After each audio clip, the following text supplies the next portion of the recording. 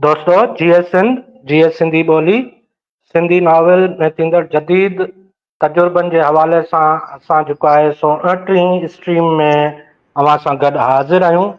अॼु जेको आहे सो असांजी स्ट्रीम जो मौज़ू आहे कबूतर जवाब ॻोल्हे थो ऐं हुन जो लेखक आहे ऐं दोस्तनि खे गुज़ारिश आहे त असांखे जल्दी ज्वाइन कनि। इन स्ट्रीम में असांखे जेको आहे सो सिंधी ॿोली जे ख़ूबसूरत नक़ाद साईं अकबर लिगारी साहब ज्वाइन कयो आहे। सर अस्सलाम वालेकुम, कहिड़ा हाल आहिनि सर? ठीकु आहियो? वालेकुम अस्सलाम, सब ठीक ठाक, तव्हां ठीक, मज़े में? खैर, फर्स्ट क्लास सर। तबियत कीअं आहे तव्हांजी? तबियत ठीक है, थोड़ो अॼु मज़ो ना आहे पर पोइ बहितर आहे।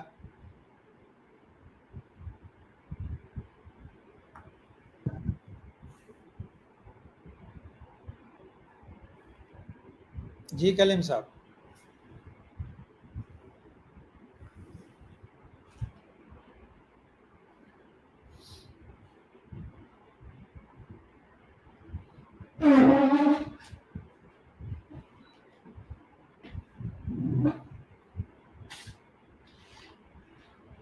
कलीम साहब, तव्हांजो आवाज़ नथो अचे।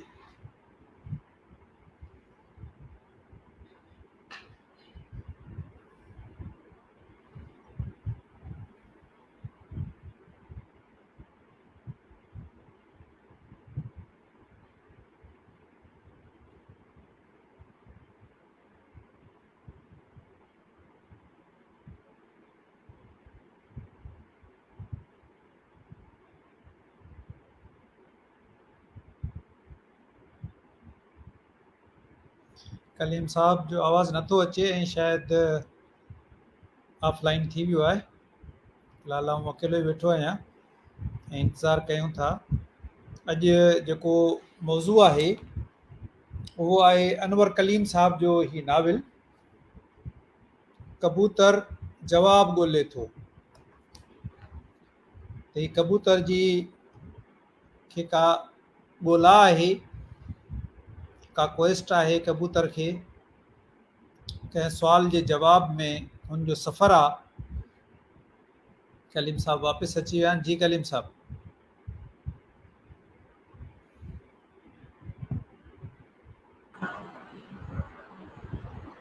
अख्तर, तव्हां वटि नॉवेल हुजे त तव्हां रीडिंग शुरू कयो। पाण स्ट्रीम शुरू था कयूं ऐं जेसि ताईं जेको आहे सो अनवर कलीम साहब ऐं रज़ाक सेठ साहब असांखे ज्वाइन कनि तेसि ताईं तव्हां जेको आहे सो रीडिंग करे था वठूं। अख्तर, त अनवर कलीम खे वठो न ऑनलाइन, त उहो पाण रीड करे न उन मां हिकिड़ो को उनखे तव्हां लिंक कोन मोकिलियो आहे या राब्ते में कोन्हे छा? राब्ते में आहियूं, हुनखे लिंक बि मोकिलियो आहे। अख्तर जेको आहे सो उन्हनि सां शायदि नेटवर्क जो प्रॉब्लम आहे, इन करे ज्वाइन न करे सघिया आहिनि अञा। उन्हनि खे राब्ते में अच्छा, कयो। तव्हां नॉवेल मां रीड कयो, पोइ असां डिस्कशन शुरू कयूं था। दोस्त अची वेंदा। हा ठीकु आहे। पोइ आउं हिन मां को टुकड़ो ॻोल्हे वठां। उहो टुकड़ो जेको आहे पाण पढ़ूं था।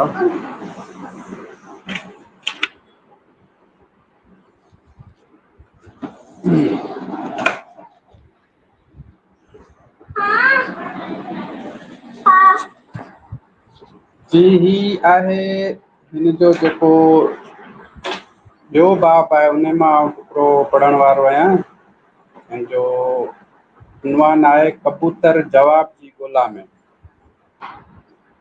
मेड़ाको कोठाईंदड़ नौजवान कबूतर उॾामी रहियो हो। उनखे उॾाम कंदे कई ॾींहं गुज़री चुका हुआ। मुख़्तलिफ़ आबादियुनि ऐं वीराननि में झंग तोड़े जबलनि मथां उॾामंदो रहियो हो। कई सायूं पटींदो, किथे दाणो पाणी खाईंदो, पीअंदो उॾामंदो रहियो। मेड़ाको सॾाए कबूतरनि अॻियां सवाल रखण वक़्तु खेसि उमेद हुई त संदसि सवाल खे संजीदगी सां वरितो वेंदो। ख़ासि तौर ते उनखे वॾी उमिरि वारनि कबूतरनि खां उमेद हुई त हू पंहिंजे इल्मु ऐं तजुर्बे जे आधार ते खेसि जवाबु ॾियण जी कोशिशि कंदा। पर उनखे सख़्तु मायूसी तॾहिं थी जॾहिं पुराणे नस्ल यानी वॾी उमिरि जे पंहिंजे नस्ल मथां हलंदड़ शौक़ खे ख़तमु करण लाइ जवाब सोचण ऐं जवाब जी ॻोल्हा करण बदिरां सवाल खे गैर संजीदा या गुनाह जो सम्झो। कंहिं दोस्त जो मोबाइल ऑन आहे, महिरबानी करे उन मोबाइल खे बंदि करे त इको थो थिए, वरना कंहिं दोस्त जो मोबाइल बि ऑन आहे।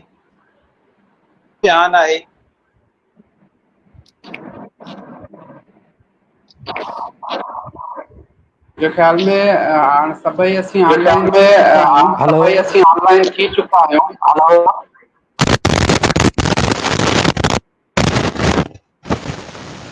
जेकॾहिं दोस्त पंहिंजा माइक बंदि रखनि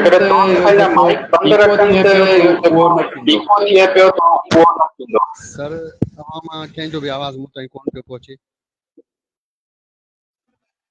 मुंहिंजो आवाज़ अचे थो तव्हां ताईं? जी आवाज़ त तव्हांजो अचे पियो पर हुनमें पढ़ाॾो आहे कि माइक ज़रूर खुलियल आहे। माइक त बंदि करे छॾी आहे मूं। तव्हां बंदि कई आहे पोइ ख़बर न कलीम जो खुलियल आहे या अनवर जो खुलियल आहे।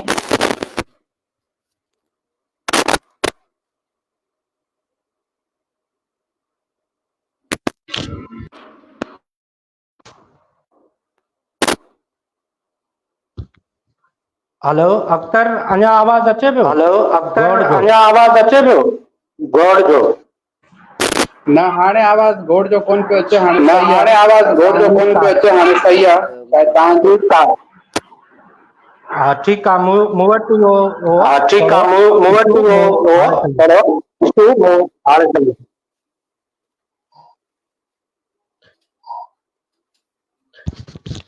अख्तर तव्हां रीडिंग करे छॾी?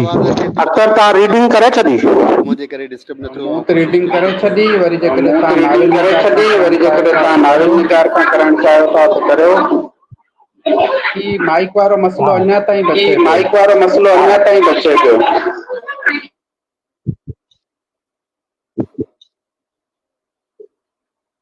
साईं अनवर साहब तव्हां पंहिंजो माइक म्यूट कजो।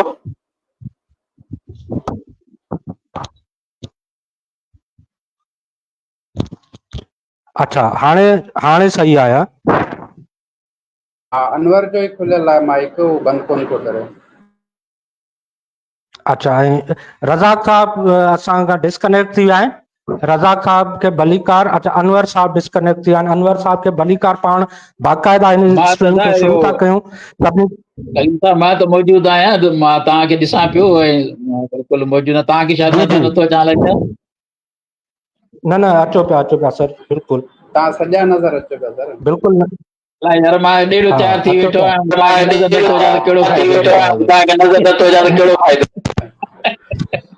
अच्छा हाणे अकबर साहब ते हलूं था।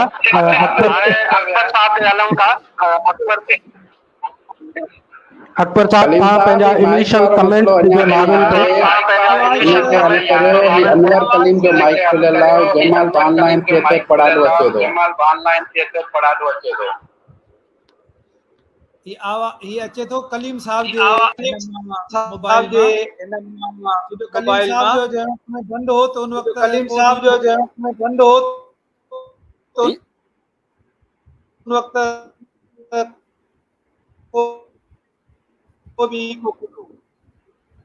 हींअर अव्हां जो आवाज़ कुझु अचे पियो सर। हा हाणे सही थिए थो? हा हाणे सही आहे आवाज़। सही आहे। ओके करियो।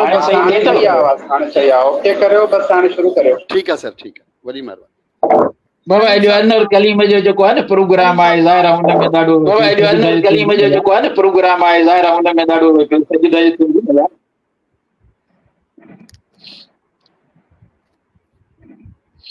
अनवर साहब तव्हांखे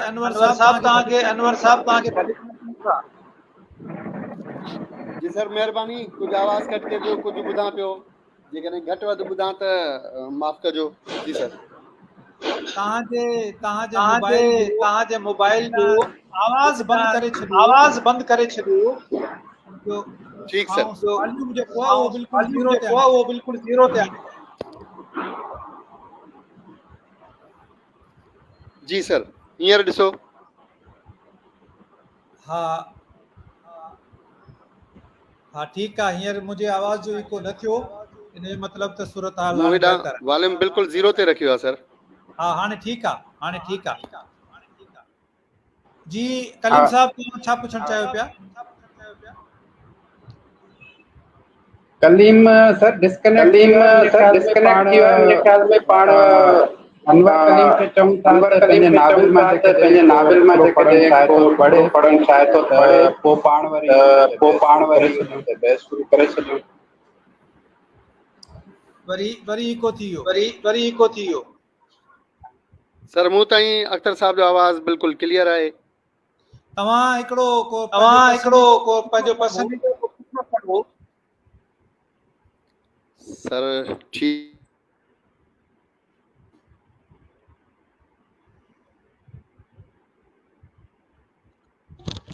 अख्तर साहब, मूं साईं अनवर कलीम खे तव्हां म्यूट कयो आहे, हाणे आवाज़ ॾिसो। हाणे हाणे बिल्कुलु फर्स्ट क्लास आवाज़ आहे। त तव्हां इहो बस कयो कलीम साहब, तव्हां मैनेज कयो त तव्हां एडमिन आहियो न, जी जी जेको ॻाल्हाए उनजो माइक खोलियो, बाक़ी माइक सभु बंदि करे छॾियो त पोइ जी बहितर जी थिए। मूं तव्हां असांजो भले सभिनी जो माइक बंदि करियो ऐं अनवर कलीम साहब जो माइक खोलियो। अकबर साहब, हींअर सिर्फ़ु तव्हांजो माइक ऑन आहे, तव्हां ॻाल्हायो, मां बि पंहिंजो माइक म्यूट थो कयां। त मुंहिंजे ख़्याल में अनवर खे पढ़णु ॾिनो वञे टुकड़ो, पोइ अकबर साहब ॾांहुं अचूं न। जी हा, अनवर साहब पढ़ी वठे त अख्तर पोइ तव्हां उहो मूं अख्तर पढ़ियो असल में सही, छा पर इहो उहो टाइम दोस्तनि ताईं हले कोन थो। पहुतो। दोस्तनि ताईं उहो शायदि हलो पहुतो पाण ई कोन उहो सही आवाज़। डिस्कशन शुरू ठीकु था आहे। कयूं, छो जो 15 मिंट लॻभॻि गुज़री विया आहिनि। अकबर साहब तव्हां शुरू कजो, पोइ असां वरी विच मां कंहिं वक़्त में टुकड़ो अनवर साहब खां पढ़ाए वठंदासीं। ठीकु आहे। ही जेको नाविल आहे अनवर कलीम साहब जो, इहो संदसि टियों नाविल आहे। पहिरियों नाविल वापसी, ॿियो नाविल रजीम ऐं टियों नाविल कबूतर जवाब ॻोल्हे थो। हिन जे जेको टाइटल आहे, इन टाइटल में बि समझदार जे लाइ हिकिड़ो इशारो आहे त ही ॻोल्हा आहे, ही का जुस्तजू आहे, ऐं ॻोल्हा ऐं जुस्तजू वारा प्लाट हिकु मख़सूस रस्ते ते हलंदा आहिनि ऐं उनखे के मख़सूस मंज़िलूं पार करणियूं हूंदियूं आहिनि। हिन में हिकु कबूतर आहे, सिंबॉलिक ही कहाणी आहे हिन नाविल जी। बल्कि हिन नाविल में जेके बि कहाणियूं इस्तेमालु कयूं वियूं आहिनि, 5-6-7 कहाणियूं नंढियूं नंढियूं, उहे सभु जो सभु सिंबॉलिक आहिनि, अलामती आहिनि। ऐं ख़ुदि कबूतर जेको आहे उहो बि अलामती आहे। कबूतर असां वटि हिकु अमुन जी अलामत बि आहे ऐं हिकु हुस्न जी अलामत बि आहे, दोस्ती जी अलामत बि आहे। उन कबूतर जे ज़हन में हिकिड़ो सुवाल उथे थो त कबूतर मुसीबत जे वक़्तु अखियूं छो बंदि करे छॾींदा आहिनि।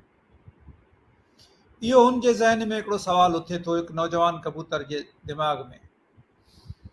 पोइ हू कबूतरनि जी कॉन्फ्रेंस को ठाहे थो, सभु कबूतर गॾु करे थो ऐं हिकिड़ी वॾी पार्लियामेंट जी शकिल में हिकिड़ी गुफ़्तगू थिए थी।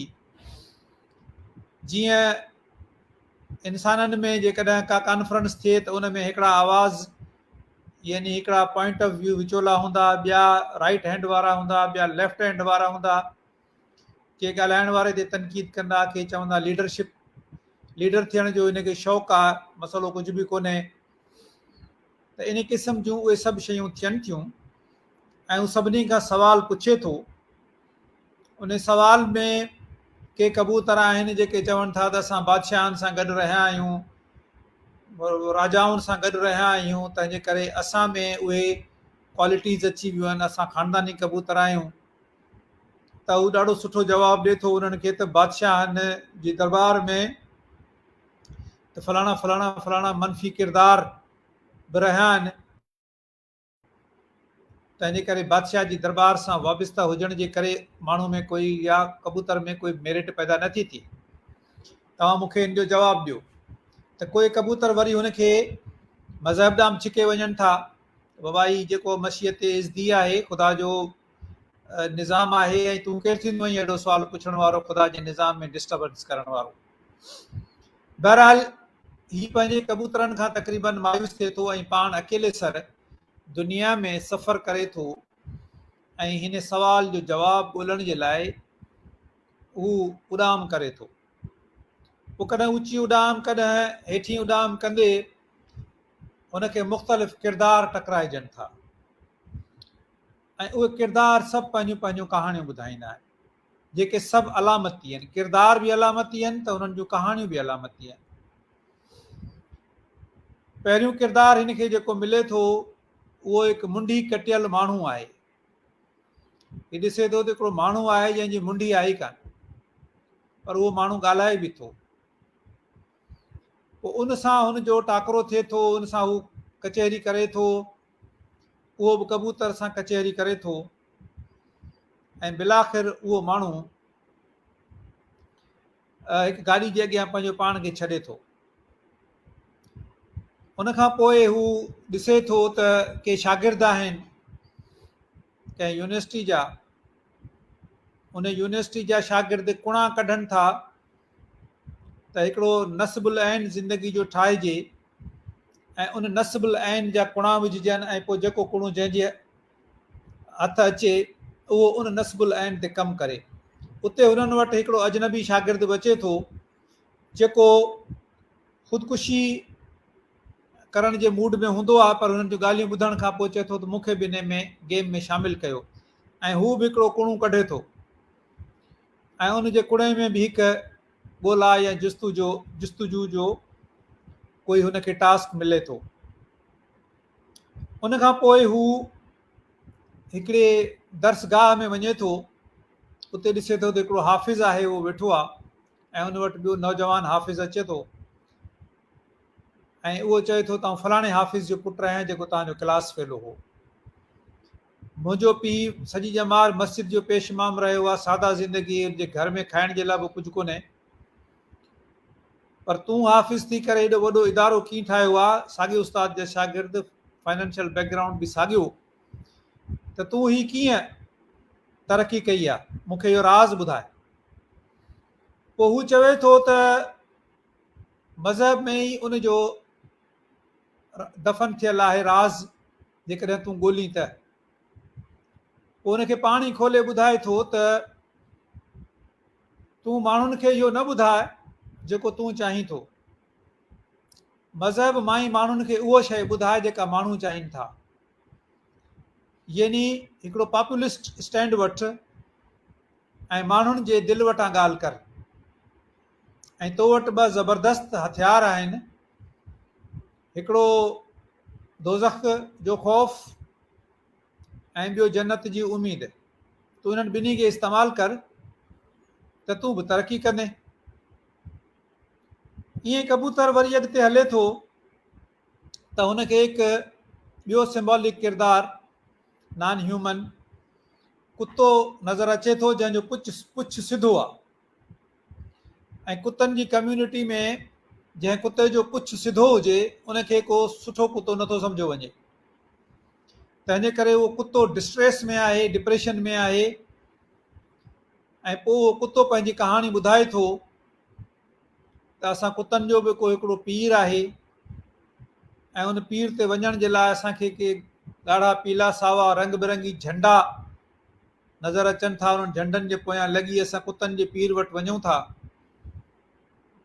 ऐं उन खां पोइ उहो कुतो ॿुधाए थो कहाणी त का हिकिड़ी कुती बि आहे जंहिंखे ही दिलि ॾेई वेहे थो। पोइ उहा कुती हिकिड़े घर में वञे थी, उते ॿिया कुता बि मौजूदु आहिनि, पर उन्हनि किन कुतनि खे शेरवानियूं पातल आहिनि, सॼो सिंबॉलिक आहे, शेरवानियूं पातल आहिनि। ऐं उहे शेरवानियूं ही बि चाहे थो त मूंखे का शेरवानी मिले, छो जो शेरवानी खां पोइ हुनजी इज़त में इज़ाफ़ो थिए थो, जंहिं ते हू के शर्त शुरूत बि अहिड़ा लॻाए थो शेरवानी ॾियण वारो। उन खां पोइ ई आख़िर में हिकिड़ो कुराड़ो माण्हू ॾिसे थो जंहिंजो हिकिड़ो पाछो आहे जेको माण्हू जी साइज़ खां डबल साइज़ जो पाछो आहे, ऐं उहो पाछो माण्हू खां अलॻि थी हले थो। जॾहिं वेझो वञे थो त ॾिसे थो त उहो पाछो बि ॻाल्हाए थो। पोइ कबूतर उन माण्हू जो पीछो करे थो ऐं हिकु घर में वञे थो। उहो माण्हू हुन घर में अकेलो रहे थो ऐं उहो माण्हू हुनखे पंहिंजी कहाणी ॿुधाए थो ऐं हुनखे ॾेखारे थो त मुंहिंजे अङण ते ही 2 टे क़बरूं आहिनि, जेके ही क़बरूं मूं ठाहियूं आहिनि, नंढियूं नंढियूं क़बरूं आहिनि, ऐं उहे हुन में हिकिड़ी हुनजी ज़ाल जी क़बर आहे। ईअं ई ही सिंबॉलिक कहाणी जेका आहे उहा पंहिंजे इख़्तिताम ते पहुचे थी ऐं उन ओड़े वटां हिन खे वाइज़ ओल्ड मैन वटां हिन खे पंहिंजे सुवाल जो जवाबु मिले थो, जेको सुवाल जो जवाबु ई हिन सॼी कहाणी जी ॻोल्हा जो मक़सदु आहे। ऐं उहो जवाबु इहो आहे त मुसीबत जे वक़्तु हालतुनि खां मायूस थी या हालतुनि जे जबर खे ॾिसी अखियूं बंदि न कजनि, फ़रार हासिल न कजे, बल्कि हालतुनि खे मुंहुं ॾिजे। पोइ जेके क़ौमूं या जेके माण्हू हालतुनि खे मुंहुं न ॾेई सघंदा आहिनि उहे अखियूं बंदि कंदा आहिनि ऐं उहे ईअं तबाह थी वेंदा आहिनि। ऐं ईअं ई हिन नाविल जो इख़्तिताम थिए थो। हाणे हिन नाविल में कई शयूं आहिनि, सोशल क्रिटिसिज़म बि आहे, बेइंतहा सिंबॉलिज़म आहे, छो जो सॼे जो सॼो नाविल उन जूं जेके कंट्रीब्यूटिंग स्टोरीज़ आहिनि उहे ऐं उन्हनि कहाणियुनि जा सभु किरदार सभु जा सभु सिंबॉलिक आहिनि। त सिम्बल्स जो एतिरो इस्तेमालु सिंधी कहाणियुनि में घटि थिए थो ऐं जिन कयो आहे उहे बि असांजे अखियुनि जे अॻियां आहिनि। ईअं न त न आहे, पंहिंजो रसूल मेमण जो जेको नाविल आहे नजूमी उहो बि सॼो सिंबॉलिक आहे। ईअं ॿियनि बि इलाही नाविल लिखिया आहिनि, कहाणियूं लिखियूं आहिनि, पर घटि। घणो असांजो जेको नाविल आहे, घणो असांजो फिक्शन जेको आहे उहो नॉन सिंबॉलिक आहे, छो जो असां सिधी ॻाल्हि चवणु चाहींदा आहियूं ऐं असां चाहींदा आहियूं त रीडर खे का बि महिनत न करणी पवे ॻाल्हि खे सम्झण जे लाइ। ऐं असांखे छो जो रीडर जेकॾहिं महिनत कंदो उहो रीडर शायदि राइटर जे हथनि मां निकिरी वञे ऐं राइटर चवंदो आहे अक्सर त मुंहिंजी फॉलोइंग वधे, उनजे करे हू सवले खां सवलियूं शयूं करे पेश करे थो। लेकिन हिन में राइटर इहा रिस्क खई आहे त उन शयुनि खे कुझु ॾुखियो करे पेश कयो आहे त जीअं रीडर खे सोचण ऐं सम्झण जी ज़रूरत महसूसु थिए। ही जेको जदीदियत जो हिकिड़ी ब्रांच खणी चइजे उहा सिंबलिज़म आहे, जंहिंजो पॉइंट ऑफ व्यू इहो आहे त रीडर खे बि महिनत करणु खपे। हाणे ही मुंहिंजा इनिशियल कमेंट्स आहिनि नाविल ते, ऐं भले कुझु ॿिया दोस्त ॻाल्हाए वठनि, पोइ उन खां पोइ आउं वरी हिन जे सिंबल्स ते ऐं हुननि खे डिकोड करण ते ॻाल्हाईंदुसि। Thank U. महिरबानी अकबर साहब। हाणे असीं हिन नाविल जे लेखक अनवर कलीम साहब ॾे हलूं था। पहिरीं उन्हनि खां पुछूं था साईं तव्हां हिन नाविल जो असांखे थोरो पस मंज़र ॿुधायो ऐं लिखण महिल जेको फिक्शन जो एक्सपीरियंस आहे तव्हां पंहिंजो उहो शेयर कयो असां सां, महिरबानी। मां तव्हांजी माइक अनम्यूट कयां थो सर, तव्हांजी माइक म्यूट करे।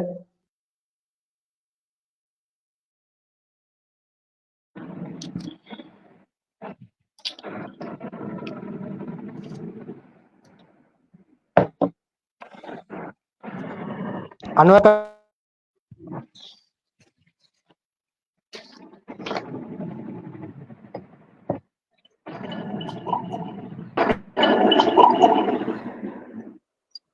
सर अवांजो आवाज़ कोन पियो अचे, अनवर कलीम साहब, अकबर लगाई साहब। सर हाणे तव्हां भले ॻाल्हायो, सवाल सही तरीक़े सां पहुतो कोन्हे।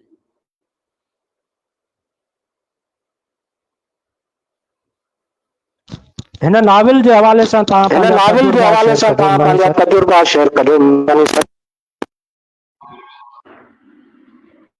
हेलो हेलो सर, मुंहिंजो आवाज़ अचे पियो? सर तव्हांजो आवाज़ अचे पियो, तव्हां ताईं असांजो आवाज़ पहुचे पियो? जी हींअर अचे पियो कलीम साहब, मां ॿुधां पियो। हा, मूं सवाल इहो कयो त तव्हां हिन नाविल जे हवाले सां पंहिंजा तजुर्बा ऐं हिन जो पस मंज़र थोरो ॿुधायो। कलीम साईं, सभ खां पहिरीं त मां शुक्रगुज़ार आहियां। प्रोग्राम जे शुरूआत में कुझु डिस्टर्ब रहियासीं त मां तव्हांजो शुक्रियो अदा न करे सघियुसि। तव्हांजी महिरबानी साईं अकबर लगारी साहब ऐं साईं अख्तर हफ़ीज़ साहब ऐं मोहतरम असांजो सर रज़ाक सतो साहब, तव्हां सभिनी जी वॾी महिरबानी। हिकु गुमनाम माण्हू ते तव्हां पंहिंजो वक़्तु ॾिनो, हिकिड़े गुमनाम माण्हू खे। मां तव्हां सभिनी जो शुक्रगुज़ार आहियां। ॻाल्हि अॻिते करण खां अॻु में वरी इहो बार बार ज़हन में ख़्यालु अचे थो पियो त तव्हां ताईं आवाज़ु अचे पियो या न।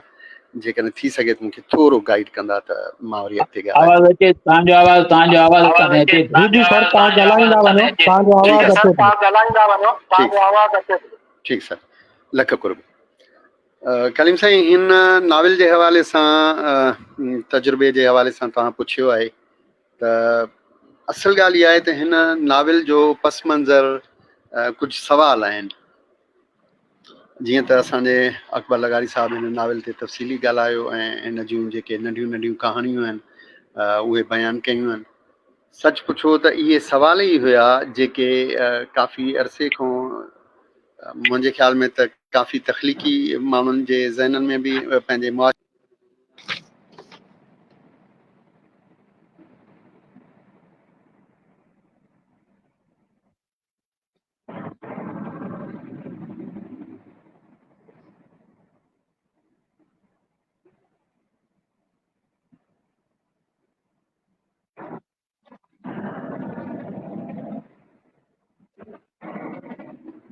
सर लॻे थो अनवर साहब असां खां डिस्कनेक्ट थी विया आहिनि।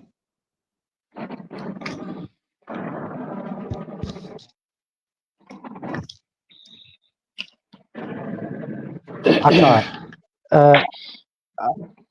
रज़ाक साहब त तव्हां ॾे हलूं था। अनवर साहब असांजे डिस्कनेक्ट थी विया आहिनि। लॻे थो अकबर साहब सुम्ही पिया आहिनि जेको आहे सो आवाज़ जे करे। सर जी तबियत बि ठीकु कोन्हे का, ऐं साईं जी महिरबानी आहे जो साईं असांखे टाइम पियो ॾिए। रज़ाक साहब, हिन नाविल जे हवाले सां तव्हांजा इनिशियल कमेंट्स ऐं जेको आहे सो तव्हां महिरबानी करे असांखे ॿुधाइजो। ऐं थोरो तव्हां जेकॾहिं तनक़ीद बि करणु चाहियो त कजो, महिरबानी। जीअं त तव्हां सभ खां पहिरीं त अव्हांजी सभिनी जी महिरबानी ऐं सभ खां पहिरीं इहा ॻाल्हि कंदुसि असांजे प्यारे दोस्त अकबर लगारी साहब जे तबियत ॾे ख़ैरु हुजे ऐं जेको आहे इनशाला जल्दी ठीकु थी वेंदो। असां कमी पूरी करे छॾींदासीं इनशाला। तो आवाज़ मुंहिंजो क्लियर अचे थो न तव्हां ताईं? मां शुरू थियां? आवाज़ अचे थो मुंहिंजो तव्हां ताईं? जी आवाज़ सर तव्हां ॻाल्हाईंदा वञो सर, तव्हांजो बिल्कुलु क्लियर। ॻाल्हि इहा आहे त अॼु असां जेको आहे सभ खां पहिरीं त जेको आहे मां तव्हांजो निहायत शुक्रगुज़ार आहियां जो तव्हां मूंखे हिन स्ट्रीम में शामिलु कयो ऐं पाण सभु गॾु आहियूं हिन स्ट्रीम में। शुरूआति खां वठी मां तव्हां सां गॾु हलियो आहियां हिन स्ट्रीम में ऐं काफ़ी कुझु पिरायो आहे ऐं मां तव्हांखे शाबसि ॾींदुसि त हर हफ़्ते तव्हां अहिड़ो एतमामु कयो था जेको जंहिंमां असांखे घणो कुझु एज़ाज़ु थिए थो। ऐं ॻाल्हि इहा आहे त अॼु असांजो अनवर कलीम प्यारो ॾाढो हिसाज़ माण्हू बि आहे ऐं असां सां मुंहिंजी अक्सर हुन सां फ़ोन ते ॻाल्हि ॿोल्हि थींदी रहंदी आहे ऐं हीउ हिकु सुठो तख़लीकार बि आहे। पर संदसि दिलि जेको आहे न हिकिड़ी गुलाब जी पनखियुनि जहिड़ी नाज़ुक आहे, उहो हिसास बि ॾाढो आहे ऐं नरम मिज़ाज बि आहे। सो मुंहिंजो जेतिरो क़दुरु हुन सां फ़ोन ते वास्तो आहे त उहो काफ़ी जेको आहे इहो अदब जे हवाले सां या जे माण्हू हिकिड़ो डिसाइडेड हुजे सो उन हवाले सां हिन जी सिंधीयत में ख़िदमत ख़ासि करे नावल जे हवाले सां हीउ हमेशह ॾाढो संजीदा रहियो आहे नावल जे हवाले सां। हिन जो हिकिड़ो किताबु हू आहे कहाणियुनि जो ऐं हुन खां पोइ नाविल वापसी आहे जंहिंजो अंग्रेज़ी में तर्जुमो बि थियो आहे, रजीम नाविल आहे। ऐं पाण हींअर गॾु थिया आहियूं कबूतर जवाब ॻोल्हे थो। हुन खां अलावा हिन कुता नाविल जो उर्दू में तर्जुमो बि कयो आहे ऐं मूंखे ख़बर पई आहे त हिन जो वापसी नाविल जेको आहे उहो अंग्रेज़ी में बि तर्जुमो थियो आहे। सो ॻाल्हि इहा आहे त जेकॾहिं हिन नाविल खे जॾहिं मूं पढ़ियो पिए त मूंखे लॻो त पखियुनि या जानवरनि ते लिखण को नओं मौज़ू न आहे। इहो काफ़ी दौर खां इहो जेको आहे सो लिखियो थो वञे पियो ऐं हलंदड़ दौर में जेको जंहिं दौर में पाण आहियूं हुन में वण आयो आहे ऐं नओं माण्हू जेको आहे हैदर दरिया, रसूल मेमण जो कुता आहे, अहिड़े क़िस्म जा ॿिया नाविल बि आहिनि। या ईअं करे सम्झे त हिकिड़ो रवायती मौज़ू बि आहे। मां हिनखे रवायती मौज़ू बि चवां थो, पर हिन में जेकॾहिं रवायती मौज़ू चवां थो त में को हर्ज बि कोन्हे को, छो त इहो TS एलियट चवाणी त जेको आहे जेको शाइर बि हो, नक़ाद बि हो ऐं हू ॾाढो रवायत पसंदि हुयो ऐं हुन हमेशह रिवायत खे पसंदि कंदो हुयो ऐं हुनजा कई हू सबब ॿुधाईंदो हुयो। हू चवंदो त माण्हू ज़हनी माण्हू जेको आहे माना रवायत परसंदी मां मुराद ज़हनी तौर ऐं तारीख़ी तौर ते शऊर रखंदड़ हुजे, जंहिंजे ज़रिए फनकार पंहिंजे ज़हन जी समा रोशन रखे थो ऐं माज़ीअ खे हाल सां जोड़े थो ऐं मुस्तक़बिल जे इम्काननि ते गौर करे थो। त असां जेकॾहिं हीउ नाविल ॾिसंदासीं त हिन नाविल में कबूतर जवाब ॻोल्हे में थो असांखे अहिड़ी क़िस्म जी शयूं नज़र ईंदियूं त माना उहे ॻाल्हियूं उहे ई आहिनि ऐं सिर्फ़ु उन्हनि जुमिलनि खे बदिलायो वियो आहे ऐं उहे ई जेको असां वटि सियासी भूचाल आहे उहे ई असां वटि जेको मदरसनि में या हिननि में जेको कुझु थिए थो। बहरहाल मां वरी हिकिड़ी ॻाल्हि इहा कंदुसि तनक़ीद करण वक़्तु असांजे साम्हूं जेको फनपारो हूंदो आहे उनजी परख करण वक़्तु ख़ासि करे उन्हनि खे ॿिनि पलनि खां जाचो वेंदो आहे। हिकु फनपारे में छा लिखियलु आहे, छा पेश कयो वियो आहे, ॿियो कीअं पेश कयो वियो आहे ऐं उन में कीअं पेश कयो आहे, उन छा ऐं कीअं में हीउ सभु कुझु समायल हूंदो आहे। हाणे असां जेकॾहिं हिन फनपारे खे अच्छा मां हिकिड़ी ॻाल्हि कंदो हलां त मां हिन नाविल ते जेको आहे सो तारीफ़ी शयूं बि खणंदो हलंदुसि गॾु ऐं उन में जेके कमी पेशियूं तनक़ीद आहे उहे बि खणंदो हलंदुसि गॾु। इहे सभु गॾु हलंदियूं जीअं असांजो टाइम बची पए, ठीकु आहे न साईं। सो हिन में असां ईंदासीं छा ऐं कीअं पेश कयो वियो आहे। हिन में जेको आहे सो इहो बि तख़लीक़ में ॾिठो वेंदो आहे त जेको तजुर्बो पेश कयो वियो आहे या जज़्बो ख़्यालु समायो वियो आहे उनजी छा अहमियत आहे, या जेको नाविल या तख़लीक़ में ख़्यालनि जी उणत कई वई आहे उहा मामूली आहे, गैर मामूली आहे या पुराणी आहे या ताज़ी आहे ऐं फ़िक्री तौर ते हैरत जे जान में वठी वञे थी या न। हाणे इन हवाले सां जेकॾहिं असां हिन नाविल खे ॾिसंदासीं त थी सघे थो त जेको लेखक आहे उनखे इहो ज़हन में ॻाल्हि हुजे त मां थोरी हिन नाविल में हैरत पैदा कई आहे जंहिंमें हुन मुंडी कपिल माण्हू बि ॾेखारियो आहे ऐं जेको आहे सो हुन हिकिड़ो माण्हू आहे जंहिंजो पाछो बि डिघो आहे, पाछो थो ॻाल्हाए ऐं जेको आहे सो कुता बि ॻाल्हाइनि था ऐं कबूतर पंहिंजे हुन में हलियो थो वञे। हाणे ॾिसणो आहे त इहा का नई ॻाल्हि आहे या हिन में का अहिड़ी हैरत में विझंदड़ ॻाल्हि आहे। थी सघे थो त लेखक खे लॻंदो हुजे त मां को हिकिड़ो वॾो हैरत जो जान जोड़ियो आहे, पर ईअं न आहे। इहे मुंडियूं कपियल माण्हू पंहिंजी शुरू थिए थो ऐं हुन में जॾहिं पढ़िजे थो त ॾाढो तजसुस पैदा थिए थो, माण्हू हुन में इन्वॉल्व थी थो वञे। ईअं थो ॼणे को भई कोई मंसूर इलाज जो किरदारु आहे जो मुंडी कपियल माण्हू ॻाल्हाईंदो, हाणे अलाए छा ॻाल्हाईंदो ख़बर त रहंदी पए त उहो किरदारु बग़ैर कंहिं हुन जेको आहे सो पोइ अहिड़ी क़िस्म जी हैरत अंगेज़ ॻाल्हि करण जे उहो किरदारु ख़तमु थी वञे थो। ऐं ॿियो जेको हूंदो आहे लेखक जो आम हथियार ॿोली हूंदी आहे, पर नाविल कबूतर जी जवाब ॻोल्हे में का अहिड़ी गैर मामूली ॿोली इस्तेमालु थियल न आहे जेका असां हिते चऊं था यार हीअ जेको आहे हिन लेखक जेको आहे गैर मामूली इस्तेमालु कई आहे।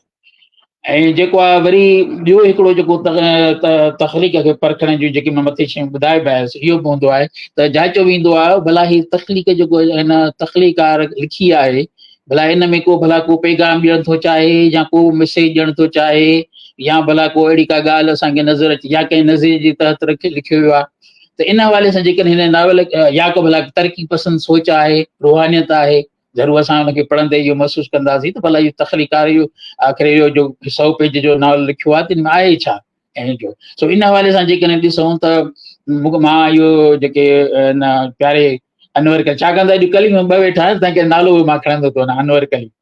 त जेको आहे अनवर कलीम जेको आहे थोरो सूफ़ी पसंदि माण्हू आहे, सूफ़ीअ जी सम्झो हुन ते थोरो असरु आहे हिन जो नावल वापसी बि इहा ई शइ ज़ाहिर करे थो ऐं हिन नावल में बि कबूतर जवाबु ॻोल्हे थो बि अहिड़ी क़िस्म जी हुन शइ ॾियण जी कोशिशि कई आहे।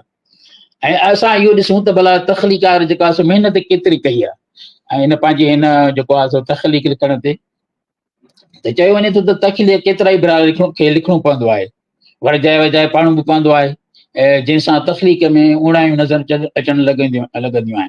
ऐं हिकिड़ी आम ॻाल्हि इहा बि आहे असांजे अलामा इक़बाल शाइरी जे लाइ त हू केतिरा ई दफ़ा माना जेको आहे सो पंहिंजी शाइरी में फेरफार कंदो हो ऐं ईअं बि लिखियो वियो आहे त लॻभॻि 40 भेरा बि हुन हिकिड़े शाइरीअ खे जेको आहे सो हुन में फेरफार कई आहे। सो इन हवाले सां मूंखे मां जॾहिं नावल पढ़ियो पिए त जेको आहे सो अनवर कलीम हिन नावल खे माना ईअं थो लॻे ॼण हिकिड़ी सिटिंग में लिखी वियो आहे जल्दबाज़ी में, जॾहिं त मौज़ू ॾाढा हिन जा जेको आहे न जेके खयां अथई उहे ॾाढा ताक़त वारा आहिनि। ऐं जेकॾहिं मां सम्झां थो रुॻो हिकिड़ी मुंडी कपियल माण्हूअ खे पंहिंजे नावल में खणे हा त उहो ई हिन नावल जो ॾाढो जानदार पासो थी पिया। पर असां कंहिं बि लेखक ते पाबंदी नथा आणे सघूं त भाई तूं हीअं छो नथो करे या हीअं। हाणे अचां थो मां हिकिड़ी आम ॻाल्हि जेका असांजा मुंहिंजी पंहिंजी राय आहे, थी सघे थो मां जेको आहे सो हुन में यकीननि मूंखे यकीन आहे त मां मुंहिंजी राय में वज़न हूंदो त नावल जे पस वर्क ते जेको लिखियो वियो आहे जंहिं असांजे हुनजो नालो खणां थो राफ़ी शेख लिखियो आहे जेको आहे पस वर्क माना छा चइबो आहे बैक पेज, हुनखे मां पस वर्क थो सॾियां त उन में हू चए थो त हीउ जेको आहे हिकिड़ो वॾो जादूई हकीनगारी यानी मैजिक इलम जो शाहकार आहे। त मां लफ़्ज़ वरी थो वरिजांइ त माना उहो लिखे थो त हीउ जेको आहे जादूई हक़ीक़त निगारी यानी मैजिक रियलिज़म जो शाहकार आहे। हाणे अचो त ॾिसूं त इहा जादूई हक़ीक़त निगारी तव्हांखे बि ख़बर आहे, मूंखे बि ख़बर आहे, वरी बि खणी थोरो हेतिरे हुनखे ॾिसूं था त इहा जादू आहे छा ऐं जादू हक़ीक़त निगारी आहे छा।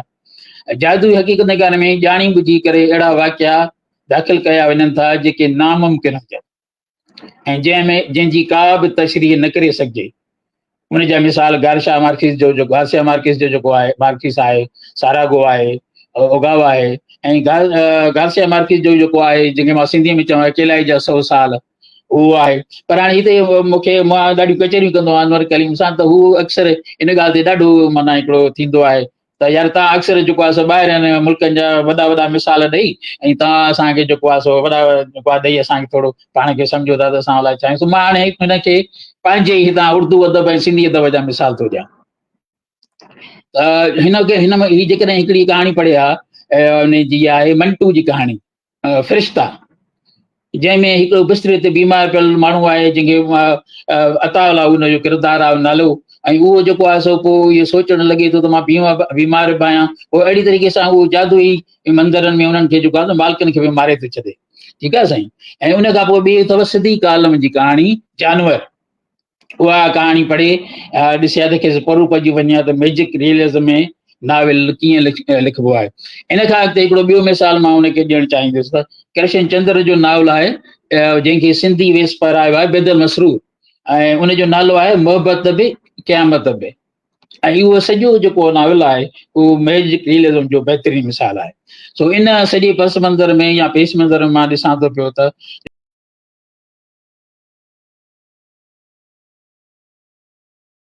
उन जे क़रीब बि न वियो आहे।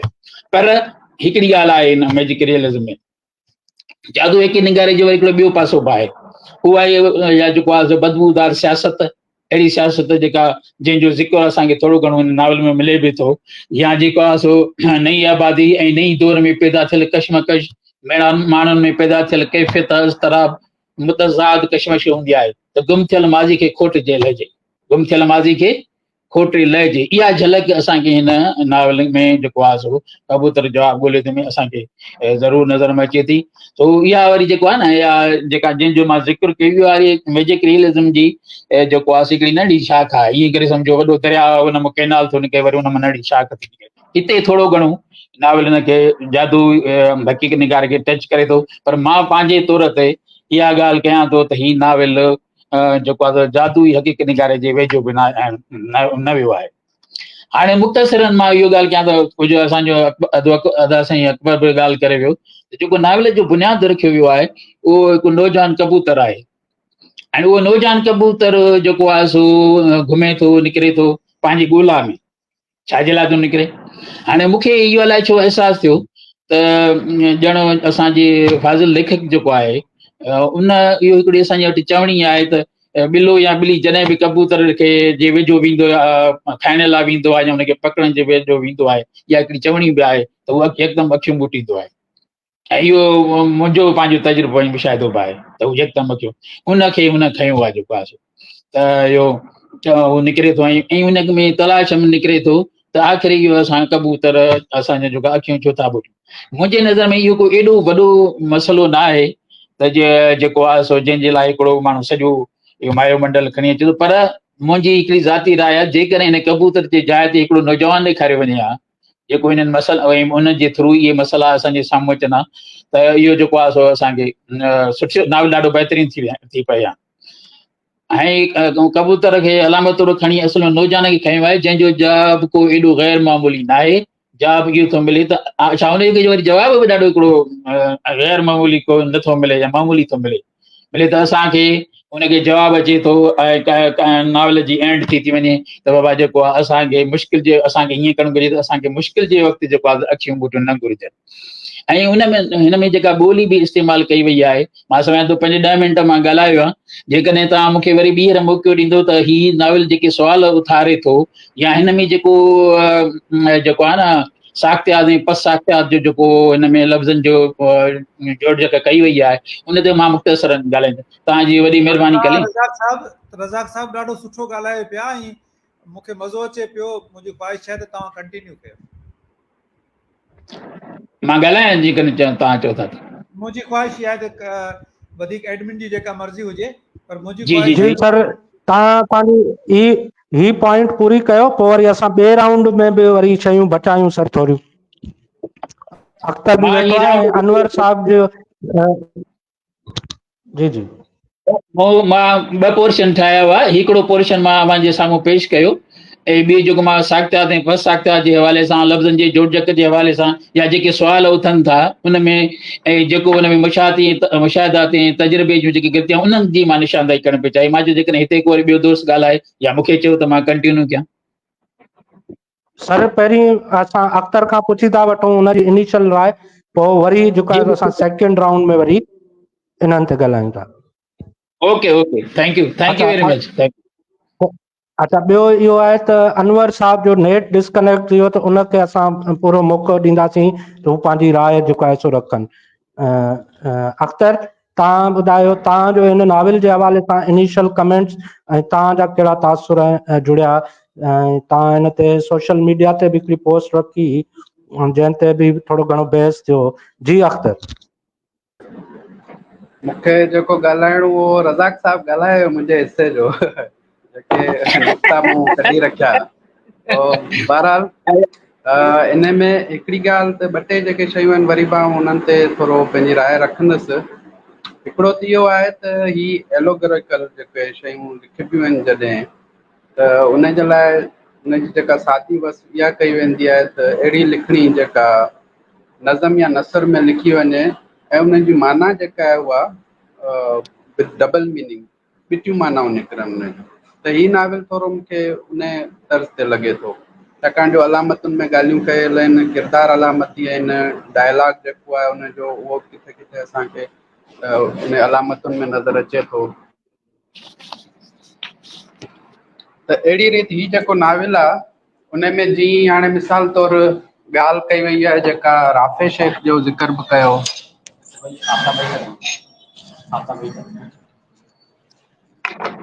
त उनखे उन चयो आहे त हीउ जेको सो मैजिकल रियलिज़म आहे। ऐं मूंखे उनजी हिकिड़ी ॿी पोस्ट बि यादि आहे जेका उन फेसबुक ते रखी ऐं उहा उन एॾी वधाए चढ़ाए रखी जो आउं हैरान थी वियुसि। उन जे लाइ उन इहो चयो त हीउ नाविल जेको आहे हिन सदी जो सभिनी खां शाहकार नाविल आहे। सिंधी में अॼु ॾींहुं ताईं अहिड़ो को नाविल लिखियो ई कोन्हे वियो।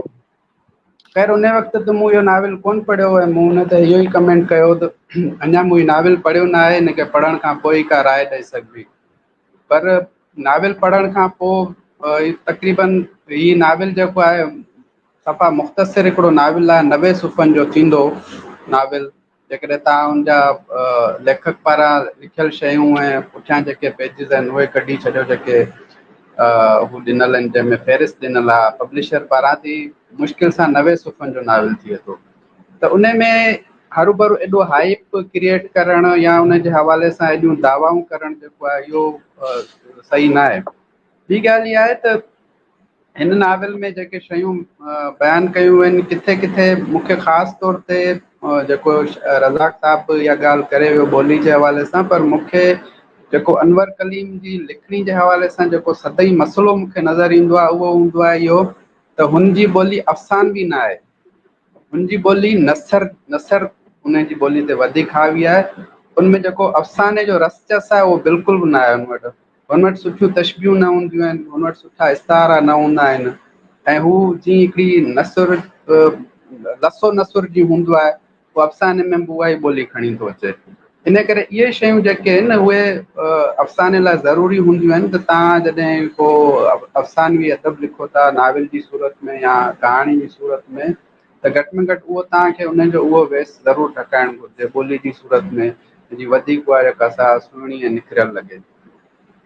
ॿियो हिन में उन ते आउं वरी पोइ ॻाल्हाईंदुसि ॿी नशिस्त में जेके किथे किथे जुमिला जीअं चुंबिया वेंदा आहिनि ऐं उहो असां वटि वरी लेखक जेके आहिनि फ़लसफ़ी थियण जी कोशिशि कंदा आहिनि त पोइ उहो दॿ ॾेई छॾींदा आहिनि जुमिले जी, बसि पोइ सोचींदा कोन्हे त उनजी माना कहिड़ी पई निकिरे, उहो कीअं जेको सो असर अंदाज़ थींदो ऐं उन में जेको आहे उनजो कॉन्टेक्स्ट कहिड़ो आहे जेको आउं करियां पियो त उहे शयूं जेके से हिन कबूतर जवाबु ॻोल्हे थो नाविल में असांखे नज़र अचनि थियूं उहे मूं निशानदेहियूं करे रखियूं आहिनि ऐं पोइ तव्हां चवंदो तव्हांखे उहे जुमिला कढी ॾींदो।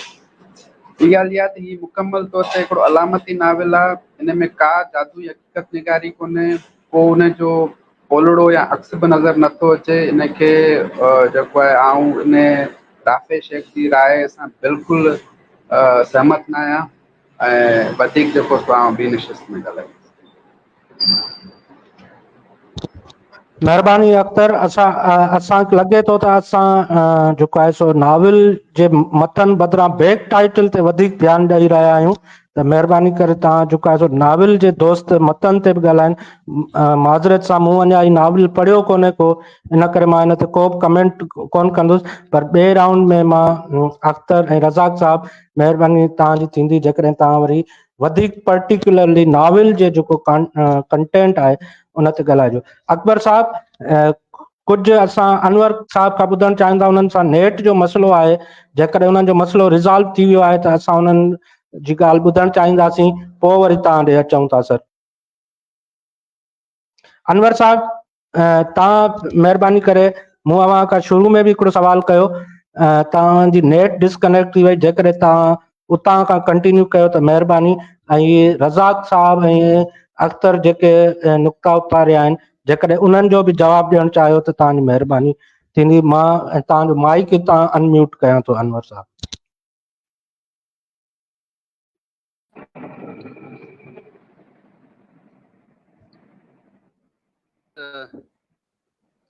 थोरो तसली खपे त आवाज़ अचे पियो अव्हां ताईं? जी जी सर, तव्हांजो अनवर आवाज़ अचे पियो। ठीकु सफ़ा तव्हांजो आवाज़ जी जी सर, तव्हांजो आवाज़ अचे पियो। तव्हांजो आवाज़ अच्छा सर, आवाज़ अचे थी, ठीकु सर, वॾी महिरबानी। दोस्तनि जेको कुझु ॻाल्हायो नाविल ते या तव्हांजी ॻाल्हि वांगुरु बैक टाइटल ते, बैक टाइटल मुंहिंजी तख़लीक़ थियल का शइ न आहे जंहिं ते आउं को रायो ॾेई सघां। जंहिं दोस्त जे जहिड़ो सम्झियो ऐं जेको रायो ॾिनो उनजो ई रायो आहे। बाक़ी रही ॻाल्हि अंदरि जेको बि कुझु नाविल में मौजूदु आहे। अच्छा, हिकु ॻाल्हि जी वज़ाहत कयां, अख्तर साहिबु जीअं चयो त हिन नाविल जे छपजण वारे ॾींहंनि में शायदि हिन जे नज़रनि मां का पोस्ट गुज़री जंहिंमें हिन नाविल खे हिन सदी जो अज़ीम या बहितरीन जेको आहे नाविल करार ॾिनो वियो। मुंहिंजे तरफ़ां त का बि अहिड़ी का पोस्ट शेयर कान कई वई, छो त मां पाण दावाउनि खां परे भॼंदड़ माण्हू आहियां, दावाऊं इन क़िस्म जूं कोन रखंदो आहियां। बाक़ी जेकॾहिं ॿिए कंहिंजे तरफ़ां का अहिड़ी दावा हुजे त ॿी ॻाल्हि आहे, मुंहिंजो उहो हमदर्द थी सघे थो, उनजी महिरबानी। बाक़ी रही ॻाल्हि इहा आहे त मां पाण ज़ाती तरह इन क़िस्म जी काई दावा कोन कंदो आहियां। मां त पाण खे अञा बि सिखण वारे मरहले में ई सम्झां थो पियो। का अहिड़ी दावा करे त को हिन सदी जो नाविल आहे, घटि में घटि मूंखां मुमकिन बि न आहे। ऐं मुंहिंजे हवाले सां जेकॾहिं साईं खे का अहिड़ी ॻाल्हि आहे त उहो बिल्कुलु सबूत पेश करे, मां माज़रत ऐं माफ़ी वठण लाइ तयारु आहियां। पर मां जेतिरे क़दुरु मूंखे यादि आहे त मुंहिंजे तरफ़ां का बि अहिड़ी दावा न आहे। हा, कुझु दोस्तनि खे हिन नाविल जे फ्लेप ते मुमकिन आहे कुझु महसूसु थियो हुजे। फ्लेप जेको कुझु लिखियलु हुयो इदारे जे तरफ़ां या तारुफ़ी जेके सिटूं हुयूं, इहे आम तौरु कंहिं बि novel J launching J time in क़िस्म जूं शयूं पेश थींदियूं रहंदियूं आहिनि, ऐं उन में बि का दावा कान्हे। तव्हां उनखे हिकिड़ो दफ़ो वरी गौर सां पढ़िजो। बाक़ी आउं क्लियर थो कयां त अहिड़े क़िस्म जी दावा मुंहिंजे तरफ़ां कान्हे। ऐं साईं रज़ाक सातो साहब जे तरफ़ां जेके एतिराज़ या जेके नुक़्ता उथारिया विया आहिनि, आउं त उन्हनि खां मज़ो वठां पियो ऐं सोचां थो पियो त हिकिड़ो नाविल ॿीहर बि लिखिजे। उन्हनि मां कुझु पॉइंट ऐं ग़लतियूं कुझु नज़र आयूं आहिनि, ऐं अख़्तर साहब बि कुझु काफ़ी ॻाल्हायो आहे। ख़ासि तौर इहो चवणु त मुंहिंजी जेका ॿोली आहे या जेको असलूब आहे उहो नसराणो आहे, अफ़सानवी न आहे। मुमकिन आहे ईअं हुजे बि सही। जेकॾहिं ईअं आहे त पोइ तव्हांखे मुंहिंजे ख़्याल में माज़ी जे तमामु सुठनि राइटरनि वटि फिक्शन वारी ॿोली घटि मिलंदी। उहे जेके जिन जा जुमिला मतिलबु कुझु मुआशिरे खे कुझु कटींदड़, कुझु तेज़ तिखा महसूसु थींदा, उन्हनि में तव्हांखे इहा नफ़ीस ॿोली कान मिलंदी। मूं वटि बि पंहिंजे हिसाब सां ईअं ई महसूसु कयो आहे त मूं वटि मतिलबु नफ़ीस ॿोली वाक़ई न आहे। का अफ़सानवी अहिड़ी का ॿोली जेका ख़्वाब अंगेज़ या रूमानवियत भरियल हुजे, और उन्हनि शयुनि जी मूं वटि खोट आहे। इहा तव्हां बिल्कुलु सही था चओ। मुंहिंजो पंहिंजो हिकिड़ो जेको आहे असलूब आहे, जंहिंखे टेक्निकली तव्हां कुझु बि चओ, बहरहाल उहो ईअं ई आहे। मतिलबु कुझु तेज़ मुआशरती हवाले सां कुझु तिखा सवाल, उन्हनि जो को ज़हर भरियो जवाबु, इन क़िस्म जी जेका आहे मुंहिंजी इहा ॿोली इस्तेमालु थियल आहे। जेकॾहिं कुझु दोस्त ईअं सम्झनि था त नाविल निगार खे वारी ॿोली या अमर जलील साहब वारी ॿोली इस्तेमालु करणु खपे, त मुमकिन आहे। घणनि जे लाइ मुमकिन हुजे, मुंहिंजे लाइ इहो मुमकिन न आहे। बहरहाल सुठी ॻाल्हि आहे, सुठी ॻाल्हि आहे। तव्हां जेको बि कुझु सम्झो था पिया, मुंहिंजी इस्लाह कयो था पिया, ऐं ॿुधां थो पियो, गौर सां ॿुधां थो पियो, ऐं उन्हनि खां पिराइण जी कोशिशि कंदुसि। सुठी ॻाल्हि आहे। इख़्तिलाफ़ या इहे शयूं नोट कराइण मां सम्झां थो मुंहिंजे हक़ में आहिनि, छो त मूं लिखण या ॻाल्हियुनि खे कंटिन्यू रखो तवजो सां ऐं ख़ुशी सां, बिल्कुलु ॿुधां थो पियो। ऐं जंहिं शइ जी ज़रूरत थी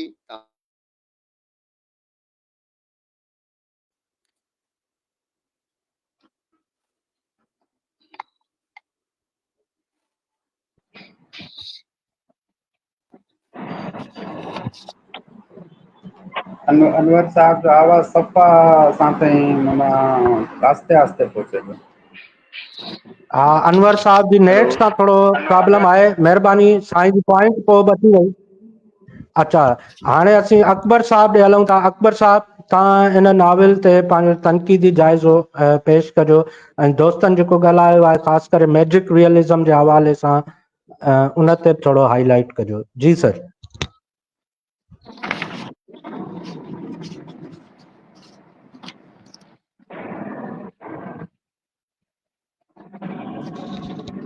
सर, आवाज़ माइक नथो अचे। अनम्यूट कजो, तव्हां माइक अनम्यूट कजो सर। दोस्तनि खे गुज़ारिश आहे त मुहाग ऐं महूरत में ॻाल्हायल या लिखियल शयुनि खे कॾहिं सीरियस न वठिबो आहे। जीअं असां वटि महूरत में वॾा मकाला पढ़िया वेंदा आहिनि, ऐं हर महूरत में उन ॾींहुं जेको जंहिं नाविल या जंहिं अफ़साने या जंहिं शाइरी जे मजमूए जी महूरत थी रही हूंदी आहे, उनखे हिकु तमामु वॾो शाहकार करार ॾिनो वेंदो आहे, ऐं हफ़्ते खां पोइ वरी साॻिया माण्हू कंहिं ॿिए नाविल खे शाहकार करार ॾेई रहिया हूंदा आहिनि, ऐं उनखे सदी जो वॾे खां वॾो नाविल करार ॾेई रहिया हूंदा आहिनि। ऐं साॻी ॻाल्हि मुहागनि जी बि आहे। वहाग ऐं इन्हनि खे। तंहिंजे करे राफेज शेख साहब जेको आहे उहो तनक़ीद जो माण्हू कोन्हे ऐं हुन पंहिंजे हिकिड़ो दिल्ली जज़्बात में एग्ज़ेजरेटेड तारीफ़ कई आहे त तव्हां हुनखे छॾे ॾियो ऐं तव्हां हुन ते नाविल जेको आहे उन ते फोकस कजे। त आउं हिन सां रज़ाक साहब सां मुतफ़िक़ आहियां त हुनजी ॿोली में ऐं ॿिन्ही दोस्तनि हिन ते ॻाल्हायो जंहिंजो वरी जवाब बि राइटर ॾिनो त उहा खणी नफ़ासत त न हुजे, पर हुन पंहिंजी ॿोली में ऑब्जेक्टिविटी रखी आहे सब्जेक्टिविटी जे बजाए।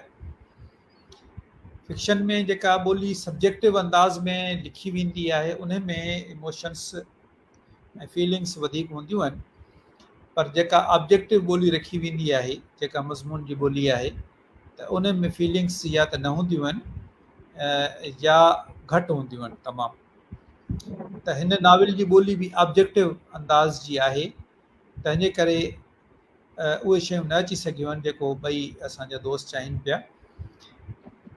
हिन में राइटर फोकस कयो आहे समाज जे बुराइनि खे, समाज जे मसइलनि खे उन फोकस करे ऐं उन ते क्रिटिसाइज़ कयो आहे, उन जो नक़्द लिखियो आहे। ही सोशल क्रिटिसिज़म जे हिन में अचे थो ज़ुमरे में, तंहिंजे करे हुन ॿोली बि उहा ई क्रिटिसिज़म वारी इस्तेमालु कई आहे, पर उन क्रिटिसिज़म जे लाइ हुन सिम्बल्स इस्तेमालु कया आहिनि, बल्कि किथे किथे हू सिम्बल्स पाण डिकोड बि करे वियो आहे।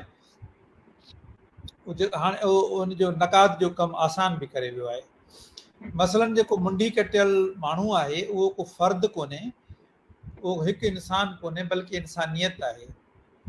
राइटर चवणु इहो थो चाहे थी इंसानियत जी मुंडी कटी वई आहे ऐं उते ई हू ख़्वाब में ॾिसे थो त उहे जेके मुंडी कटियल माण्हू आहिनि उहे गॾिजी कंहिं हिकु जॻह ते अहिड़ी जॻह ते असाइलम वठनि था जिते कॉस्मोपॉलिटन सोसाइटी आहे या हिकिड़ो सूफ़ियाना सोसाइटी आहे जंहिंमें केरु कंहिंजो न मज़हब पुछे थो, न ज़ात पुछे थो, न कंहिंजे फ़र्द जे ख़्यालनि सां कंहिंखे को वास्तो आहे। त इहा कॉस्मोपॉलिटन सोसाइटी ठाहिण जे लाइ राइटर कोशां आहे ऐं उन में हू चवे थो त इंसानियत जी मुंडी अॼु जे दौर में कटिजी चुकी आहे। त उहे इहा हिकिड़ी अंदर जी ॻाल्हि आहे या इहो हिकिड़ो एहतजाज आहे जेको राइटर कयो आहे। बाक़ी हर जॻह ते जीअं शेरवानी ऐं कुता वारो जेको मौज़ू आहे त उन में ही पॉलिटिकल क्रिटिसिज़म बि आहे हिन ते त कीअं सियासतदान जेको आहे उहे मोतबर खे हिकु आम माण्हू ठाहे छॾनि था ऐं हिकु आम माण्हू खे कीअं मोतबर ठाहे छॾनि था, पर उन जे लाइ बुनियादी शर्त इहो आहे त उहे पंहिंजो ईमान विकिणनि ऐं उहो पंहिंजो पॉइंट ऑफ व्यू छॾे शेरवानी पाराईंदड़ जे हा में हा मिलाइनि। छो जो ईमानदारी जो मुल्ह जेकर 1000 आहे त बेईमानी जो मुल्ह 1 लख आहे। त हू बेईमानी जो मुल्ह ॾियनि था ऐं माण्हू जी इनफ़रादियत, माण्हू जो ईमान खसे वठनि था, जंहिंजे जवाब में उनखे लेकिन माण्हू आहिनि जेके उहे शेरवानियूं पाइण जे लाइ, इक़्तिदार हासिल करण जे लाइ, ताक़त हासिल करण जे लाइ सभु कुझु क़ुर्बान करण जे लाइ तयारु आहिनि। ऐं फुल फ्राई हाफ फ्राई जेको अॼुकल्ह असांजो हिकिड़ो हॉट इशू आहे उन ते बि राइटर लिखियो आहे त कीअं हिकु बेगुनाह माण्हू खे कंहिं ख़ासि बग़ैर कंहिं ख़ासि सबब जे उहो फुल फ्राई करे छॾनि था। इहा बेइज़ती जी इंतिहा आहे ऐं इहो हुन डॉक्यूमेंट कयो आहे, अॼु जे ॿरंदड़ मसइले खे डॉक्यूमेंट कयो आहे। हींअर बि जेको करंट इशू बि तव्हां ॾिसो त असां वटि जेको हले पियो उहो फुल फ्राई जो आहे बग़ैर कंहिं सबब जे। त इन खे हुन डॉक्यूमेंट कयो आहे त सुभाणे असांजे जेको नक़ाद इहो न चवे त हुननि जेके पंहिंजा ॿरंदड़ मसइला हुआ उन खां कन लाटार कई। हुन पंहिंजे ॿरंदड़ मसइले खे बि उहो इन में खणी आयो आहे। हिन नाविल में फ़िक्री जुमिला तमामु घणा आहिनि ऐं सोचण ते मजबूर बि कनि था। जेकॾहिं केरु सोचणु चाहे त पर उन में हिकिड़ी ॻाल्हि इहा आहे त उहे जेके सोचण वारा जुमिला आहिनि उहे कॉमन प्लेस आहिनि, उहे को एतिरा के गहरा जुमिला न आहिनि, उहे तक़रीबन क्लिशे आहिनि। क्लिशे माना उहे सवाल जिन जो जवाब हर कंहिंखे ख़बर आहे। पुलिस फुल फ्राई छो करे थी इहा बि सभिनी खे ख़बर आहे। ऐं इक़्तिदार जे लाइ माण्हू शेरवानियूं पाए कीअं सियासतदान पंहिंजो ईमान विकिणनि था, इहा हर माण्हू खे ख़बर आहे।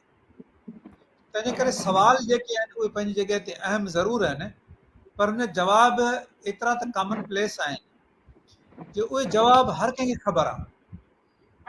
त उन ते थोरे गौर फिक्र सां या बिल्कुलु गौर फिक्र जे बजाए बि अहम ज़रूरु आहिनि, असां उते पहुची वञूं था।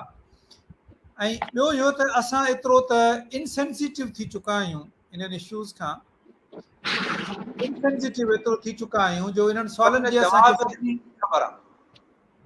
उन ते थोरे कलीम साहब तव्हांजे वरी कलीम साहब तव्हांजे वरी ॿियो इहो त असां एतिरो इनसेंसिटिव एतिरो थी चुका। हा, बहरहाल हिकिड़ी ॻाल्हि इहा ज़रूरु आहे त हीउ नाविल जेको अॼुकल्ह नाविल लिखिया वञनि पिया, केतिरा ई नाविल लिखिया वञनि पिया, ऐं त ज़रे घटि सभु नाविल पढ़ां थो, न तॾहिं बि 90% 95% ताईं नाविल पढ़ां थो। केतिरा ई नाविल अहिड़ा उन्हनि जो को इम्पैक्ट कोन थो पवे। हीउ नाविल बहरहाल उन्हनि घणनि नाविलनि खां बहितर आहे जेको हू पंहिंजो इम्पैक्ट छॾे थो। हाणे आख़िर में हिन नाविल जे प्लॉट ते ॻाल्हाईंदुसि त हिन नाविल जो प्लॉट आहे क्वेस्ट, ॻोल्हा, ख़ुदि नाले मां बि ज़ाहिर आहे।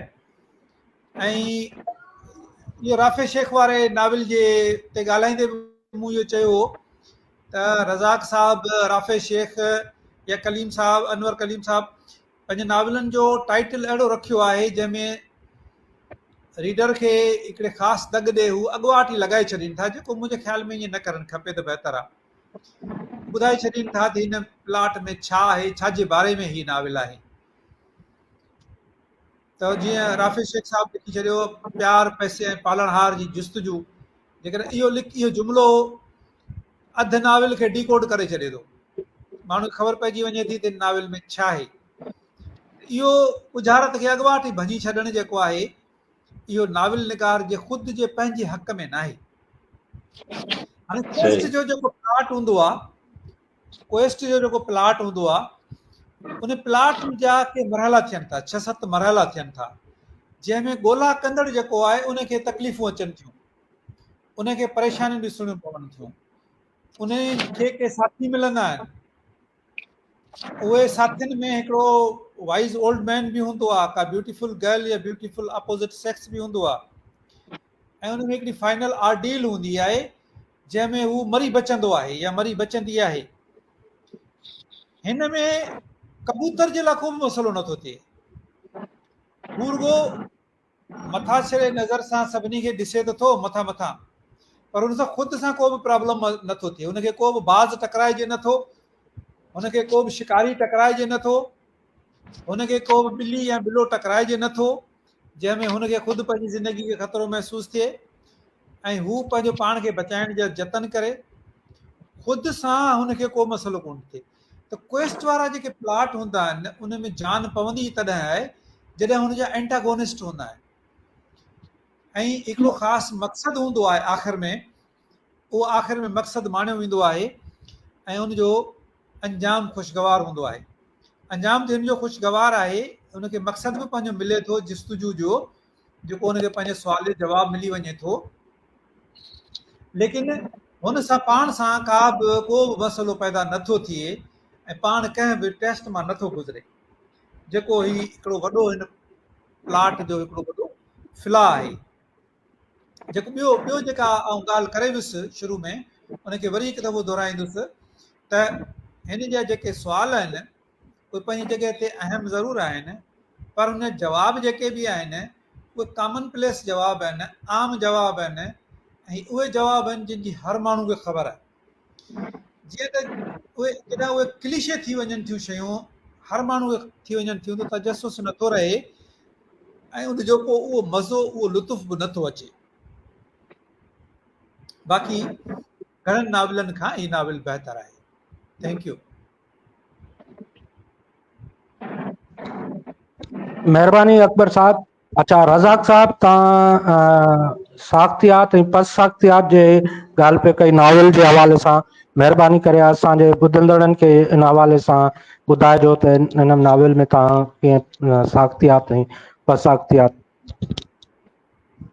जीअं त इहो असल में ॻाल्हि इहा आहे त साख्तियात ऐं पस साख्तियात घणियूं जेके मक़सदु इहो ई हूंदो आहे त जेका हुन में लफ़्ज़ जा जुमिला इस्तेमालु कया वेंदा आहिनि त उन बारे में त असांजो पहिरियों घर लॻारे ॻाल्हाए वियो त हुन में छा कीअं साख्तियात ऐं पस साख्तियात बि इहो ई आहे त हिकिड़ो जुज़ आहे, ॿियो कुल आहे, हिकु लफ़्ज़ आहे, ॿिया जुमिला आहिनि, वरी जेकॾहिं जुमिला वधीक त सोसाइटी आहे।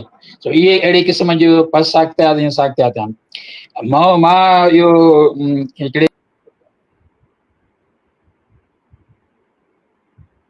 हिते थो रखां ऐं मां इन ते मैजिक रियलिज़म ते कतई कोन ॻाल्हायां, पर ॻाल्हि इहा आहे त ही जेको असांजो नावल जो पढ़ंदड़ हूंदो उहो जॾहिं ही बैक टाइटल पढ़ंदो त हू इहो ई ज़हन में रखंदो त बाबा मैजिक रियलिज़म हीअ ई आहे।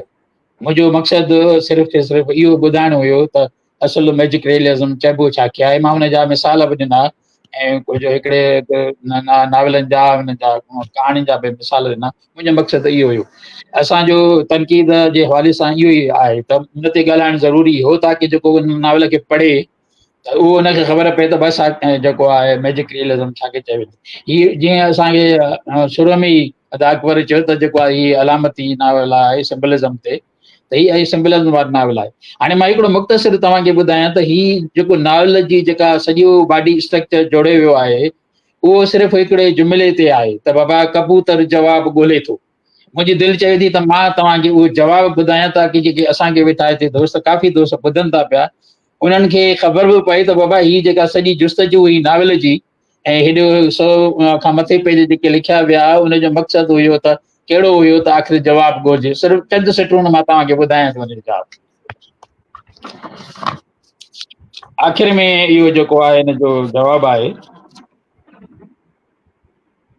चए थो त इंसान, इहो पेज नंबर 107 आख़िरी जवाबु आहे हुनजो। हालांकि अॻु में बि ज़िक्र अचे थो, इंसान हुजे या कबूतर, हू जॾहिं हर मुश्किल वक़्त में इहो सोचींदो रहंदो त हीउ वक़्तु बि गुज़री वेंदो त हू फितरतन बुज़दिल ऐं सुस्त थी वेंदो। पर जेकॾहिं उन बदिरां हू ईअं सोचणु लॻंदो त हिन ॾुखे वक़्त खां आउं पाण कीअं बचाए सघां थो, त इन सोच सां हुन में हालतुनि बदिलाइण, मुश्किलातुनि सां विढ़ण या कुझु बहितर करण लाइ सोच पैदा थी पवंदी। असांखे इहो कोई इतराज़ कोन्हे को त को जेको आहे सो जवाबु जेको आहे को मां ठहकंदड़ न आहे या हिन लेखक जेको आहे सो ठहकंदड़ जवाबु न ॾिनो आहे या हुन में कमज़ोर, पर असां चऊं था को गैर मामूली न आहे हाणे जवाबु जेको आहे। ऐं नावल ईअं बि न आहे त सफ़ा नावल को पढ़ण जहिड़ो न आहे। नावल खे मां हिन जॾहिं नावल पढ़ी मूं चयो त हीउ नावल एवरेज कंडीशन में अचे थो, एवरेज वारे खाते में अचे थो, हीउ पढ़ी सघिजे थो ऐं हिन में घणियूं काफ़ी ॻाल्हियूं बहितर बि आहिनि। हाणे अचूं त हिन ॻाल्हि ते त जेको मूंखे कुझु जेके हिन में शयूं नज़र आयूं हिन हवाले सां, बाक़ी ॿोलीअ ते त असां पाण ॻाल्हाए वियासीं ऐं जेको आहे सो हुनखे वरी वर्जा थींदो हुन में जेको आहे सो। हा, कबूतर जेको आहे उहो ॻाल्हाईंदे चए थो त असां केतिरनि नस्लनि नौजान कबूतर असां केतिरनि नस्लनि खां ॿुधंदा था अचूं त इहे असांजा वॾा जेको आहे सो अखियूं। हाणे हिकिड़ो जेको ख़ुदि कबूतर ई आहे जॾहिं उहो पाण थो चए त असां ॿुधंदा था अचूं त इहो जेको आहे न हिकिड़ो ठहकंदड़ जुमिलो न आहे। उन ई जिन्स मां आहे, उन ई सम्झो कबूतर जे ख़ानदान मां ई आहे ऐं उहो ई चए थो त उहो हिकु माना अनसर्टेन वारी ॻाल्हि थो करे, ॿुधंदा था अचूं। बल्कि हुनखे ख़ुदि चवणु घुरिजे त इहा असां में जेको आहे फितरी तौर ते इहा ॻाल्हि छो आहे। जॾहिं उहो कंठ घुराए थो माना हिकिड़ी जेको आहे सो जीअं सभिनी कबूतर जी कम्युनिटी खे घुराए हिकिड़ो वॾो इजलास थो करे, त उते हू इहो जुमिलो थो इस्तेमालु करे जेको ईअं न थियणु घुरिजे हा। ऐं उन खां पोइ हू चए थो त ऐं उहो कबूतर जे ज़रिए जेको हक़ीक़त मूंखे जेको महसूसु थियो त जेके कबूतर जी जेका ॻाल्हि आहे, जेका अंदरि जूं कहाणियूं आहिनि या अंदरि में जेको अहसासु महसूसु करे थो, इहे अंदरि कलीम जी पंहिंजूं अंदरियूं दाख़िली कैफ़ियतूं मूंखे ईअं महसूसु थियो जेके हुन में बयानु कयूं। ऐं चवरायो कबूतर खां ताईं, पर तंहिं उन जाइ ते लेखक पाण मौजूदु आहे। मिसाल तौरु हू चए थो, जॾहिं हू चए थो मूंखां शिकायतूं कुझु बीमार ज़हन खां आहिनि, इहे अदीबनि जे हवाले सां थो चए, अदीबनि वारे चैप्टर में अथव। सिंधी नौजवान कबूतर किसो खणे थो, इहो बि बहस अनवर कलीम जे दाख़िली बहस आहे। जॾहिं हू चवे थो त मूंखां शिकायतूं कुझु बीमार ज़हननि खां आहिनि, या तूं ग़रीब मुल्कनि जे अदीबनि में इनकलाबियुनि जहिड़ियूं ॻाल्हियूं थो करीं, हूअं बि ख़ज़ाननि जी हवस मुंडी कटराए या झुकाए छॾींदी आहे। पंहिंजे जाते इहो जुमिलो असां चऊं था त कलीम जो ॾाढो ख़ूबसूरत जुमिलो आहे। त माना इहो असांजे समाज सां, असांजे सोसाइटी सां, बल्कि जेको आहे आलिम, जेकॾहिं आलिमी लेवल ते बि ॾिसूं त वाकई इहा हक़ीक़त आहे त ख़ज़ाना जेको आहे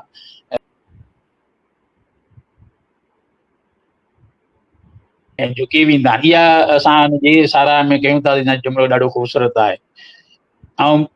ऐं ॿियो, अच्छा, ॿी जेका हिन में ॻाल्हि मूंखे महसूसु थी त जॾहिं उहो बग़ैर मुंडीअ वारो जेको आहे माण्हू उते अचे थो, हुन वटि कबूतर जे साम्हूं अचे थो, त कबूतर जेको आहे उहे उनजे अंदरि जूं ॻाल्हियूं कीअं थो सम्झी वञे जेको आहे।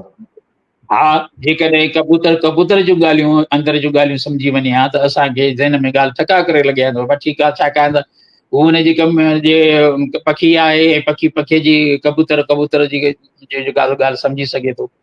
हाणे जॾहिं हिकु माण्हूअ खे हिकु ॾिसो न, हिकिड़ो ॻाल्हि इहा था कयूं असां त बाबा, हिकिड़ी जॾहिं माण्हू पढ़ंदड़ आहे पंहिंजो हिकिड़ो इमेज बि जोड़े थो, ठीकु आहे, असां जेको किरदारु क्रिएट कयूं था उन किरदार में हू गुम बि थी थो वञे। हाणे उहो जॾहिं पढ़े थो त उहो ॾिसे थो यार हिनखे त मुंडी बि न आहे। हाणे मुंडी जो मतिलबु आहे त न सिर्फ़ु इंसान खे बि थींदी आहे, पर मुंडी जानवर खे बि थींदी आहे, पखी खे बि थींदी आहे, ऐं ॿियनि जेके बि आहिनि मुंडी सभिनी खे थींदी आहे। ऐं मुंडीअ में साईं ॿ अखियूं जेको आहे सो कन ऐं नक ऐं वात बि हूंदा आहिनि। हाणे जॾहिं उहे मुंडी जंहिंखे न आहे त उहो जेको आहे उहो कीअं थो जेको आहे सो हिन दुनिया खे ॾिसे। इहो हिकिड़ी जेको आहे न इंसान पढ़ंदड़ जे ज़हन में ज़हन ॼण इहा ॻाल्हि क़बूल नथो करे।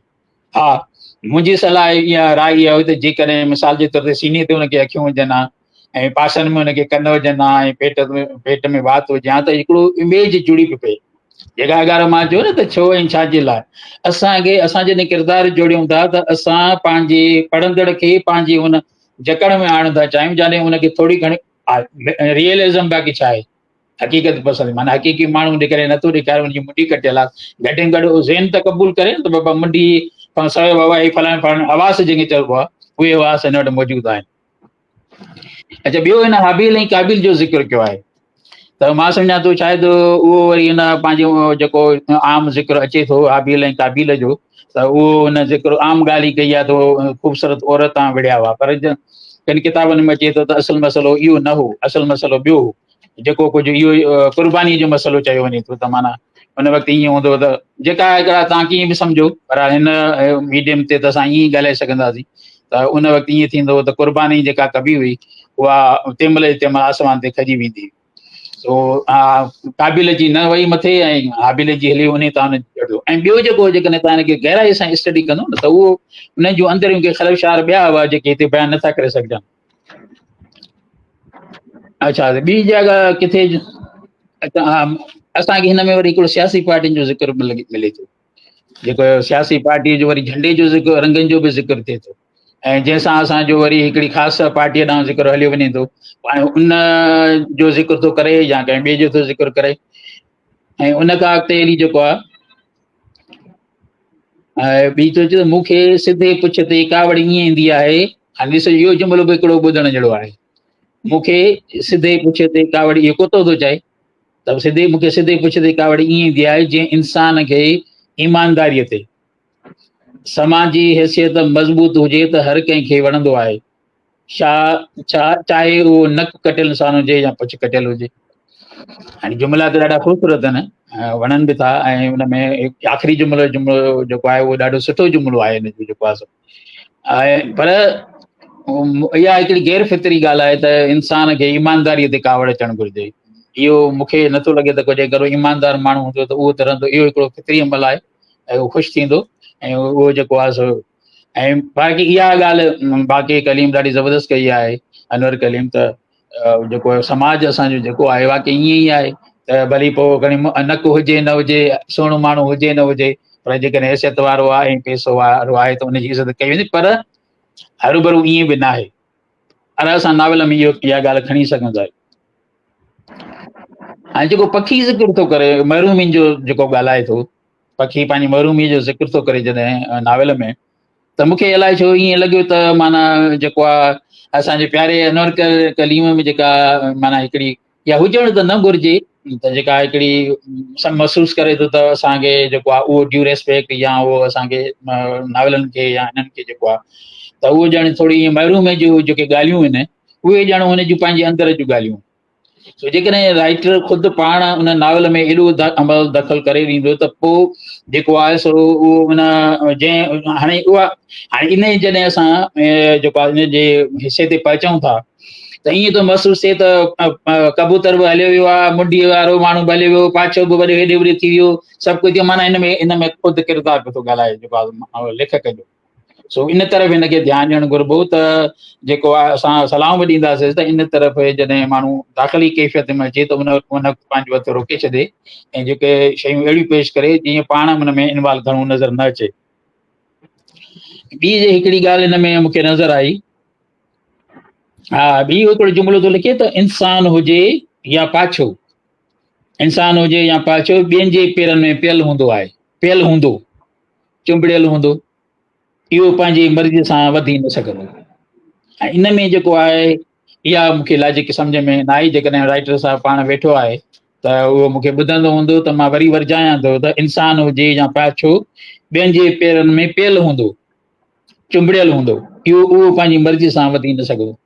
इंसान त पंहिंजी मर्ज़ी सां फितरी तौर ते पंहिंजी मर्ज़ी सां घुमी फिरी सघे थो। ऐं इहो जुमिलो जेकॾहिं असांखे राइटर पाण। अच्छा, ॿी वरी हिकिड़ी हिन में ॻाल्हि आहे त जेका मुशाहिदे जी या खणी चइजे ॿी ग़लती इहा आहे त जेको पाछे वारो आहे उहो पोड़ो बि आहे, जेको पाछे जंहिंजो वॾो थी थो वञे। ऐं गौर खान जो बि ज़िक्र, हाणे टाइम थोरो आहे, हिन जे करे मां मुख़्तसिर कंदो थो वञा त उहो जेको जॾहिं खाधो खणी थो अचे जेको आहे सो कबूतर जे लाइ, उन में डबल रोटी बि शामिल आहे ऐं उन में जेको आहे सो कुझु थोरा मानी जा भोर बि आहिनि, डबल रोटी बि उन में शामिल आहे ऐं थोरी घणी उन में दाल बि शामिल आहे। हाणे इहो हिकिड़ी लॉजिक नथी लॻे त माना जेको हेॾो माण्हू पोड़ो बि हुजे, हुनखे इहा ख़बर न हुजे त कबूतर जो दाणो छा आहे, कबूतर छा खाईंदो आहे छा न खाईंदो आहे। इहा थोरी हिकिड़ी इहा बि ईअं लॻे थी असांखे। सो अच्छा, वरी साईं आख़िर में हाणे मां एंड थो कयां, टाइम घणो थी वियो आहे ऐं दिलि त चए थी अञा मां हिन ते जेको आहे किताब में जेके पॉइंट कढियूं उहे अञा ते मां वियो ई न आहियां। त हीअ असांजो लेखक चए थो त जेको फ़िल्सफ़ो आहे अयासी खां सवाइ कुझु न आहे। सो इहो बि मां पुछणु चाहींदुसि पहिरें खां त आख़िर फ़िल्सफ़ो त माण्हूअ जी माना जेको आहे सो मुहबतुनि जो ऐं जेको आहे सो सभी जान जो जेको आहे, मां हिते वधाए चढ़ाए ॻाल्हि कयां त मज़हबनि जो ॿियनि जो बुनियादी फ़िल्सफ़े ते आहे। त उहो जेको फ़िल्सफ़ो आहे उहो इंसान जो अयाशी कीअं थी, या लेखक पाण ईअं महसूसु करे थो। सो मां हिते हिन पंहिंजी हिन खे वधाइण थो छा वाइंड अप थो कयां, छाकाणि त 28 बि थी विया आहिनि, टाइम बि ॾिसंदो थो। सो तव्हांजी वॾी महिरबानी, मां हाणे हिते बसि ॻाल्हि न पायां। महिरबानी तव्हांजी। महिरबानी महिरबानी महिरबानी रज़ाक साहब। अच्छा, अख्तर ॾे हलूं था। अख्तर, तव्हां जेको आहे सो हिकु त ॿोली जे हवाले सां ॻाल्हायो पिए, ॿियो तव्हां इहो चयो पिए त हिन में जेके फिलोसॉफिकल कोटेशन्स आहिनि उहे टहिकी नथा अचनि, ऐं जेको आहे सो इलाही नावलनि में इहो बि ॾिठो वियो आहे त लेखक जेको आहे सो फेसबुक जो स्टेटस लिखण जी कोशिशि करे रहियो आहे नाविल बदिरां। ईअं थो लॻे त उहो ॼण फेसबुक जो कोई स्टेटस लिखंदो हुजे। तव्हांजो इन बारे में छा ख़्यालु आहे, छा राय आहे? अख्तर। हा, उहो थींदो आहे ख़ासि तौर ते तॾहिं जॾहिं लेखक या नाविलनिगार वटि मुताले जी खोट हुजे, उहो नयूं शयूं न पढ़ंदो हुजे, मुख़्तलिफ़ जेके मौज़ू आहिनि उन्हनि ते हुनजो मुतालो न हुजे, गुज़ारा उहे फेसबुक जा स्टेटस जेके आहिनि उहे बि माण्हू नावेलनि में शामिलु करे छॾींदा आहिनि। हिकु त इन नावेल जे हवाले सां रज़ाक साहब तमामु बहितरीनु हुनजो तजियो पेश कयो आहे। खोड़ सारियूं ॻाल्हियूं जेके मूंखे करणियूं आहे उन्हनि चई वियो हू पाण करे वियो आहे। पर इन हूंदे बि मिसाल तौरु कबूतर जीअं अकबर साहब ॻाल्हि कई पोइ उन जवाब जी ॻोल्हा में आहे, यको हुनजो सफ़र जवाब जी ॻोल्हा में आहे। त जेको शुरू में जेको सुवालु कयल आहे त कंहिं ॾुखे वक़्त खां या मुश्किल वक़्त में कबूतर अखियूं पूरे छॾींदा आहिनि, हाणे इहो को उन जी आदत न आहे, इहा उन जी फितरत उन जी शिरिस्त आहे। हिकु कबूतर केतिरी बि कोशिशि करे उनखे उहो तब्दील नथो करे सघे, न ई को इंसानु जेको आहे उन जी इन शिरिस्त खे मटाए सघे थो। माण्हू या को बि वजूद आहे उनजे अंदरि में जेके ख़ौफ़ आहिनि उहे उनजे मिज़ाज या उन जी शिरिस्त जो हिसो आहिनि, उहे रहणा आहिनि। पहिरें ॾींहं खां वठी आहिनि, उन्हनि जूं सूरतूं ॿियूं आहिनि या तब्दील थींदियूं रहनि थियूं, पर उहे रहणियूं आहिनि। ऐं जॾहिं उनखे उहो पोढ़ो जेको आहे उहो जवाबु ॾिए थो, उहो जवाबु बि कोई अहिड़ो मुतमिन कंदड़ न आहे। मिसाल तौरु हू जॾहिं जवाबु ॾिए थो त उहो उनखे इंसाननि जो मिसाल थो ॾिए। जॾहिं त मूं इहा नावेल पढ़ियो पियो त मूंखे ईअं पियो लॻो त कबूतर खे जवाबु पंहिंजे ई क़बीले मां मिलंदो, यानी कबूतर खे को झूनो कबूतर, को सीनियर कबूतर उहो ॿुधाईंदो त भाई हिन जो मसइलो हीअ आहे, पर उहो कोन थो थिए ऐं हू उनखे जवाबु वरी जेको मिले थो उहो को अहिड़ो ख़ासि जवाबु कोन्हे जो हिकिड़ो पढ़ंदड़ मुतमिन थी वञे, या को एॾो ग़ैर मामूली क़िस्म जो जवाबु हुजे जिते माण्हू खां कुझु छिरक छॾाइजी वञे त यार ही मार अहिड़ो जवाबु ॾेई छॾियो न। त इहो जेको जंहिं नुक़्ते ते ही नावेल लिखियो वियो आहे ऐं जंहिं ते पुॼाणी कई वई आहे उहा हेॾी असराइती कोन्हे। ॿियो मिसाल तौरु हाणे हिन में हिकिड़ो जुमिलो लिखियलु आहे, जॾहिं कुतनि वारो बाप आहे, ऐं हीअ नावेल मूंखे जेको आहे ॿिनि नावेलनि जे जो मेलाप या उन्हनि मां मुतासिर थियलु लॻे थो। हिकिड़ो बानो कुदसिया जो राजा गिद ऐं ॿियो जेको साईं रसूल मेमण जो कुता नावेल आहे जेको उन जो हिकिड़ो माना अमलगमेशन तव्हां चओ त उहो आहे। ऐं मिसाल तौरु हिकिड़ो जुमिलो लिखे थो त जिते तालीम आहे उते कुतनि खे आला स्टेटस जी निशानी तौरु सम्झो वञे थो। कुतो को पाले सघे थो, कुते पालण जो तालुक़ इन सां न आहे को PhD हूंदो त उहो कुतो पालींदो, को अणपढ़ियो हूंदो त उहो कोन पालींदो। इहो माण्हू जे हिकिड़े शौक़ु विंदर जी ॻाल्हि आहे। कंहिं ज़माने में यूरोप में ईअं हूंदो, जिन माइनि ते इहे इल्ज़ाम लॻंदा त उन्हनि नाजाइज़ ॿारनि खे जनमु ॾिनो आहे, उन्हनि जी कच्छ में कुतो ॾेई छॾींदा अलामत तौरु त भाई ही उहा माई आहे जंहिं नाजाइज़ ॿार खे जनमु ॾिनो आहे, इन करे को सो हिन जे कच्छ में कुतो हूंदो, माना हिकिड़ी तज़ीक हिकिड़ी तौहीन जी अलामत हूंदी। त जॾहिं को जुमिलो लिखिजे थो, जॾहिं का ॻाल्हि कजे थी, उन वक़्तु असांखे या हिकिड़े राइटर खे थोरो सोचणु घुरिजे त उनजो जेको कॉन्टेक्स्ट आहे या उनजो जेको असरु आहे उहो छा हूंदो, ऐं उहा जेका ॻाल्हि करे थो उहा केतिरी असराइती आहे, केतिरी वज़नाइती आहे। जे फ़लसफ़े जे हवाले सां रज़ाक साहब ॻाल्हि कई ऐं उहो ही जुमिलो हिते आहे त कुझु फ़लसफ़ियाणा जुमिला ज़हनी अयाशी खां सवाइ कुझु बि न आहिनि हूंदा। हाणे फ़लसफ़े जहिड़ो इल्मु जेको आहे उहो असां सभिनी खे ख़बर आहे त उहो केॾो हिकिड़ो अहम इल्मु आहे, ऐं असां मां कुझु दोस्तनि जो पसंदीदा सब्जेक्ट बि रहियो आहे, जीअं अकबर साहब जो आहे या ॿियनि दोस्तनि जो बि रहियो आहे जिन फ़लसफ़े खे वधीक पढ़ियो आहे। त इहे हवाई ॻाल्हियूं हिकिड़ियूं लॻनि थियूं जेके नावेल में ठहकनि नथियूं। उहे पाण ईअं थो लॻे त उहो लेखक जी हिकिड़ी ज़हनी अयाशी लाइ उन ॻाल्हियूं करे छॾियूं आहिनि। त इहे शयूं आहिनि, इन्हनि ते थोरो लेखक खे या असांजे दोस्त खे वीचारणु घुरिजे हा। ऐं ही नावेल जेको आहे उनखे थोरो रीराइट करे हा त अञा बि हिन में थोरो निखार अची वञे हा, सुठो थी वञे हा। खोड़ सारियूं शयूं आहिनि जेके सुठियूं आहिनि, पर जेके आहिनि ॿिया काफ़ी जेके आहिनि नावेल में कमज़ोर पासा आहिनि, त उन्हनि ते ध्यानु ॾियण जी ज़रूरत आहे। अच्छा अख्तर, हिते हिकिड़ो तव्हां खां सवाल कंदो हलां। हिन में जेके ज़िमनी कहाणियूं आहिनि, एम्बेडिड स्टोरीज़ आहिनि, उहे नॉवेल जे प्लॉट सां तव्हांखे केतिरियूं टैक कंदड़ लॻियूं आहिनि, उन ते थोरी रोशनी विझिजो। जी अख्तर।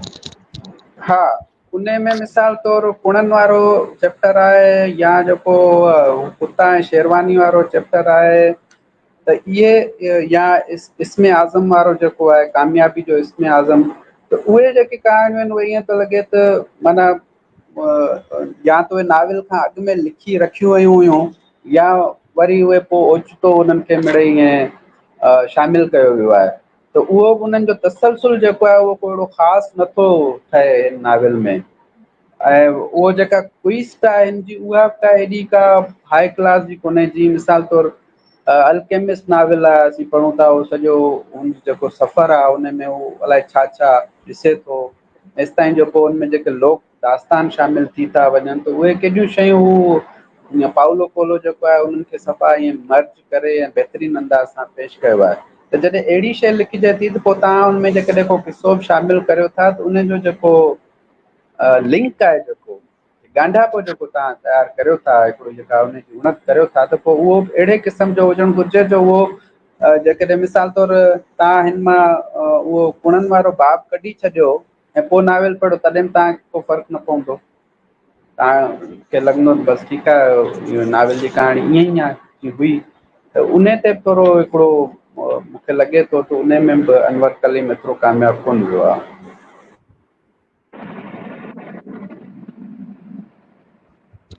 महिरबानी अख्तर, तव्हां तफ़सीली ॻाल्हायो। अच्छा, अनवर कलीम साहिबु असां सां डिस्कनेक्ट थी विया आहिनि। मां उन्हनि खे इहो चवंदो त हलां त हिते जेके बि आहिनि असां नाविल ते हर हुन जूं ज़ाती राय आहे ऐं उहा का पर्सनल कोन्हे का। ऐं उन में जेको आहे सो जेके बि नाविल में शयूं मौजूदु हूंदियूं लाज़मी ॻाल्हि आहे उन टेक्स्ट ते ई दोस्त राय ॾेई रहिया आहिनि। ऐं जेको आहे सो असां सभु सिखण जे फेज़ में आहियूं। ऐं जेको आहे सो फिक्शन में इहो ई गुंजाइश हूंदी आहे त माण्हू जेको आहे सो सिखंदो रहे ऐं पंहिंजो स्टाइल उनखे वधीक अपडेट कंदो रहे। अच्छा, ईंदड़ हफ़्ते दोस्तो असां जेको आहे सो आख़िरी 3-4 मिंट बचा आहिनि त हिकिड़ी अनाउंसमेंट कंदा हलूं था। पोइ अकबर साहब खां उन्हनि जा लास्ट कमेंट वठूं था। त ईंदड़ हफ़्ते असां जेको आहे सो फौज़िया सिंधीलो साहिबा जे नाविल हाविया ते ॻाल्हाईंदासीं। उम्मीद आहे त इहो दोस्तनि खे पढ़ियल हूंदो। अकबर साहब तव्हां वटि बि हूंदो उम्मीद आहे त इहो नाविल। मुंहिंजो पढ़ियल आहे। जी जी, ईंदड़ हफ़्ते असां जेको आहे सोचो जो इलाही वक़्त खां मेल राइटर्स ते असां कंदा आया आहियूं। 4-5 स्ट्रीम्स लॻी थियो। हींअर असां चाहींदासीं त हिकिड़ी स्ट्रीम जेको आहे सो फीमेल राइटर ते हुजे। हाणे ही आख़िर में अकबर साहब 2 कमेंट आया आहिनि। उहे त काफ़ी कमेंट्स आहिनि दोस्तनि जा, सभिनी दोस्तनि जी महिरबानी। पर ही जेको आहे सो 2 कमेंट्स असां वठूं था, इन्हनि ते तव्हां रिस्पॉन्ड कजो। अख्तर तव्हां बि, रज़ाक साहब तव्हां बि। त हिकिड़ो आहे जावेद पावर जो कमेंट आहे, ॿियो मुमताज़ बुखारी जो। असां इहे ॿई खणूं था। त जावेद पावर लिखे थो त पैनल खां हिकिड़ी ॻाल्हि पुछा करणी आहे जेका मां पंहिंजे ॼाण ख़ातिर पुछा कयां पियो। ही नाविल अलामती करे लिखियो वियो आहे, ख़ूबियूं ऐं ख़ामियुनि सां गॾु, ठीकु आहे, पर अहिड़े नाविल में मुकमल हूंदो। हिकु हंधि बाब हक़ीक़त निगारी में लिखियलु आहे जेको फुल फ्राए हाफ फ्राए, छा उहा कमज़ोरी न आहे? ॿियो सवाल, लेखक लिखियो आहे त नाकाम नसल जी हिकु निशानी उहा बि आहे त हू हद खां वधीक माज़ी परस्त हूंदो आहे। छा तारीख़ सां जुड़ियो रहणु नाकाम नसल आहे? उन खां अलावा हिन नाविल जो बाब किताब ऐं शेरवानी लिखियलु आहे। कुता ऐं शेरवानी दोस्त चवनि पिया, जेकॾहिं थी सघे त तसदीक़ कजो। किताब ऐं शेरवानी या कुता ऐं शेरवानी मुकमल तौर रसूल मेमण जे नाविल कुता जे छाप छायल हावी रहे थी। छा उहा कमज़ोरी न आहे मजमूई तौर? जी सर। अकबर साहब, अख्तर, केर बि दोस्त हिन ते कमेंट करणु चाहे, रज़ाक साहब, पोइ वरी असां जेको आहे सो मुमताज़ साहब जो कमेंट खणंदासीं। जी अकबर साहब, तव्हां जेकॾहिं करणु चाहियो। जी, कमेंट करण खां पहिरीं हिकिड़ो मशवरो ऐं इहो ॾींदुसि त अॼु रज़ाक साहब ॾाढो खुली ॻाल्हायो आहे ऐं माशाल्लाह ज़बरदस्त ॻाल्हायो आहे। ईंदड़ स्ट्रीम्स में रज़ाक साहब असांजो रेगुलर स्पीकर हुजे त ॾाढो सुठो। छो जो केॾी महिल छा कई दफ़ा आउं अवेलेबल न हूंदो आहियां, त रज़ाक साहब बि जेकॾहिं असां वटि हुजे त ॾाढो सुठो थींदो। ॿी ॻाल्हि इहा त जावेद पंवर जेको नौजवान नक़ाद आहे ऐं घणो नाविलनि ते पढ़ंदो बि रहे थो, लिखंदो बि रहे थो। मूं हुनखे चयो बि हो त तव्हां असां सां शामिलु थियो, पर हुन चयो त खैरपुर नाथन शाह में नेट को घटि हले थो। बहरहाल जे पॉसिबल हुजे त जावेद पंवर खे बि असांजी हिन स्ट्रीम में शामिलु थियणु खपे। ऐं हुन जावेद जेको लिखियो आहे त हिन ओवरवेलमिंगली जेको या प्रीडोमिनेंटली जेको नावल सिंबॉलिक आहे, त उन में ही हक़ीक़त निगारी वारो कीअं चैप्टर शामिलु थी वियो आहे, फुल फ्राई ऐं हाफ फ्राई वारो। इहा बिल्कुलु सही ॻाल्हि आहे त बाक़ी जेके आहिनि कहाणियूं सिंबॉलिक आहिनि, त ही सही सिधी कहाणी थी लॻे जंहिंमें को सिंबल कोन्हे को। त इहो ठीकु आहे, इहा तनक़ीद बि कंहिं हद ताईं ठीकु आहे। इहो चैप्टर न बि हुजे हा तॾहिं बि, पर ही जीअं त कहाणियूं हिन में मिलाए करे, जेको कहाणीकार जो मक़सदु हो उहो सोशल रियलिज़म आहे, सोशल क्रिटिसिज़म आहे, not social realism but social criticism. Social criticism में कई मुख़्तलिफ़ कहाणियूं शामिलु करे सघजनि थियूं, ऐं उन मां का हिकिड़ी कहाणी कढी उन जॻह ते का ॿी कहाणी विझी छॾिजे त बि नावल जी सिहत ते को फ़र्क़ु, बल्कि सभई कहाणियूं कढी उन जॻह ते ॿियूं कहाणियूं विझी छॾिजनि, रुॻो हिकिड़ो किरदारु कबूतर परमानेंट हुजे तॾहिं बि उहो नावल पंहिंजी जॻह ते नावल थी वेंदो। तंहिंजे करे कंहिं हद ताईं इहा ठीकु आहे, इहा तनक़ीद बि जाइज़ आहे। ऐं बाक़ी जेको कुता ऐं शेरवानी वारी ॻाल्हि जावेद कई आहे, उहा इहा आहे त माण्हू हिक ॿिए मां मुतासिर त थिए थो, इन में को शक न आहे। ऐं अनवर कलीम साहब त बि कयो आहे इन कुता जो, त हिकिड़ो मुतासिर थियणु ज़रूरी आहे। पर छा मुतासिर थियणु ख़राबु ॻाल्हि आहे? मुतासिर त हर वॾे राइटर खां ॿिया खोड़ राइटर मुतासिर हूंदा आहिनि। ही गैब्रियल गार्शिया मार्क्विस कंहिंखां मुतासिर आहे, लुई बोर्खेस कंहिंखां मुतासिर आहे, काफ़का खां मुतासिर आहिनि भई, ऐं काफ़का कंहिंखां मुतासिर आहे, दोस्तोवस्की खां मुतासिर आहे, या नट्शे खां मुतासिर आहे। मुतासिर त हूंदो आहे न माण्हू कंहिंखां न कंहिंखां। तंहिंजे करे इहो को न आहे, उनजी कापी न करे उनजो साॻियो असलूब माण्हू न खणी अचे। बाक़ी मुतासिर थियणु कोई ख़राबु ॻाल्हि न आहे मुंहिंजे नज़र। जी अच्छा, ये मुमताज़ बुखारी साहब जो कमेंट आहे, असां फिक्शन खे सच सम्झी परखी रहिया आहियूं। असां चवंदा आहियूं त फिक्शन कमज़ोर आहे, उनखे नेरोबान जी सुई लॻे। टे नाविल खे उनजे फनी फिक्री तरह ऐं अदबी डिवाइसिस ते परखणु घुरिजे। जी सर, इन ते कमेंट कजो। इहा अक्सर सही ॻाल्हि आहे जेकॾहिं तव्हां कमेंट कनि था। इहा सही ॻाल्हि आहे त नाविल खे उनजे फ़न, फ़िकर ऐं अदबी डिवाइसिस ते परखणु खपे। पर इहो इन सां बि आउं मुतफ़िक़ कोन आहियां त असां फिक्शन खे सच सम्झी परखे रहिया आहियूं। ॾिसो, फिक्शन माना कूड़, पर कूड़ खे सच करे पेश कयो वञे थो तॾहिं त उहो फिक्शन थिए थो। त कूड़ खे कूड़ करे पेश कजे पोइ त अदब त न रहियो। तंहिंजे करे असां हुनखे जेको परखींदासीं, ॾिसो कहाणियुनि में या नावलनि में वर्सीमिलिट्यूड छा हूंदो आहे? वर्सीमिलिट्यूड छा हूंदो आहे? जेकॾहिं न त पोइ वर्सीमिलिट्यूड कढी छॾिजे हुन मां। हा, के जनरा अहिड़ा हूंदा आहिनि जंहिंमें वर्सीमिलिट्यूड न हूंदो आहे। उन में जेके मॉडर्निस्ट या अल्ट्रा मॉडर्निस्ट जेके नाविल या फिक्शन हूंदो आहे, सररियलिस्ट फिक्शन जेको हूंदो आहे, उन में पोइ वर्सीमिलिट्यूड जेको आहे, या पोस्ट मॉडर्निज़म जेके कुझु शयूं अहिड़ियूं हूंदियूं आहिनि जंहिंमें वर्सीमिलिट्यूड जो ख़्यालु न रखियो वेंदो आहे। बाक़ी हर क़िस्म जे फिक्शन में वर्सीमिलिट्यूड माना हक़ीक़ियत, नॉट हक़ीक़त बट हक़ीक़ियत, यानी फिक्शन अहिड़ो हुजे जेको हक़ीक़ी लॻे। जेकॾहिं उहा शइ हक़ीक़ी नथी लॻे त उहा फिक्शन बि न लॻंदी। पोइ उहा त हिकिड़ी अहिड़ी शइ लॻंदी जंहिंमें को बि रस ऐं चस न हूंदो। जानवरनि ऐं पखियुनि जूं कहाणियूं, भला अकली तौर ते चइजे त पोइ कबूतर ॻाल्हाईंदो आहे छा? कबूतर त कोन ॻाल्हाईंदो आहे। राजा गिद में गिदड़ बि ॻाल्हाए थो त गिज बि ॻाल्हाए थी, भला उहे त कोन ॻाल्हाईंदियूं आहिनि। या जेको मंतिकुल तैर आहे, किताब फरीदुद्दीन अतार जो मंतिकुल तैर, उन में सभु पखी आहिनि, पखी ॻाल्हाइनि था, भला उहे पखी त कोन ॻाल्हाईंदा आहिनि। पर हुन में असांखे पोइ पंहिंजो जेको बिलीफ आहे उहो सस्पेंड करिणो पवे थो। तंहिं करे आउं इहो चवंदुसि त उहो फिक्शन खे असां हक़ीक़त सम्झी ई पढ़ंदा आहियूं, तॾहिं त मज़ो ईंदो आहे। जे न त पोइ असां हुनखे उन मां पूरो लुत्फ़ अंदोज़ न थी सघंदासीं। जी साईं। अच्छा, मुंहिंजो मां ख़्याल में सम्झां थो असां त जेको इन हा तव्हां ॻाल्हाए जी थो जी सघो। अख्तर तव्हां कंटिन्यू कयो, मूं तव्हां इहो कयो, अकबर पोइ मां साहिब जी एंड ॻाल्हि खे ई कंटिन्यू करणु पिया चाहियो त असां हिन नाविल जे फ़नी पासनि ते ई ॻाल्हायो आहे। सॼे बहस जेको असां कयो आहे उनजे प्लाट खां वठी उनजे थीम तोड़े जेको सो उनजी ॿोली ऐं उन में जेके बि शयूं आहिनि उन ते ई ॻाल्हायो आहे।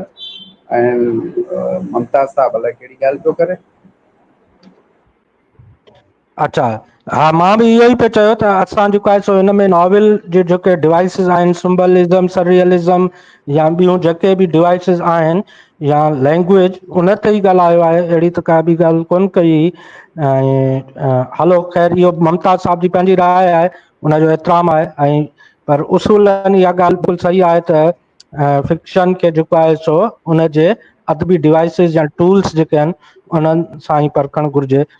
अच्छा, ही असां दोस्तो स्ट्रीम एंड करे रहिया आहियूं। माज़रत सां असां अनवर कलीम साहब खां हिकिड़ी नंढड़ी माज़रत, उन्हनि जो जेको आहे सो नेट सही कमु न पियो कयो ऐं उन्हनि जेको आहे सो असांखे वरी वरी जॉइन करण जी कोशिशि कई पई। बहरहाल उन्हनि पंहिंजो मौक़िफ़ जेको रखियो उहो बि असां ताईं पहुची वियो। असांजी ख़्वाहिश हुई त उन्हनि खे वधीक टाइम मिले हा, पर टेक्निकल उनखे असां कुझु नथा करे सघूं। अनवर कलीम साहब इन करे माज़रत। ऐं जेकॾहिं कंहिं ॿी स्ट्रीम में मौक़ो मिलियो त अव्हां सां वरी कचहरी ज़रूरु कबी। ऐं दोस्तो ही स्ट्रीम असां हिते क्लोज़ करे रहिया आहियूं। हिन स्ट्रीम में असां जेको आहे सो अनवर कलीम साहब जे नाविल कबूतर जवाबु ॻोल्हे थो ते ॻाल्हायो। ऐं उन में मां रज़ाक सेतो साहब जो थोराइतो आहियां, अख्तर हफ़ीज़ साहब जो ऐं अकबर साहब जो तमामु घणो थोराइतो आहियां। अकबर साहब मूंखे मैसेज कयो त आई एम नॉट फीलिंग वेल, पर उन्हनि जॉइन करे असांखे टाइम ॾिनो। अकबर साहब तव्हांजी वॾी महिरबानी इन हवाले सां। जेके ऐं कमेंट पाण जिन जेको आहे दोस्तनि सो कमेंट सुभाणे कया, हिकिड़ो ॿियो कलीम साहब जिन दोस्तनि कमेंट कया आहिनि या जिन दोस्तनि लाइव ॾिठो आहे उन्हनि सभिनी जी महिरबानी। एजाज़ समूह साहब, यार मोहम्मद चांडियो साहब, मुमताज़ बुखारी साहब, जावेद पंवर साहब ऐं सीमा चांडियो साहिबा ऐं ॿिया जेके नाला आहिनि मूंखां रहिजी विया आहिनि नाला, त उहे महिरबानी करे नाला तव्हां वठी उन्हनि सभिनी जो शुक्रियो अदा कजे। उहे असांजा साथी आहिनि, उहे असां सां गॾु हूंदा आहिनि, त उन्हनि जी बि वॾी महिरबानी।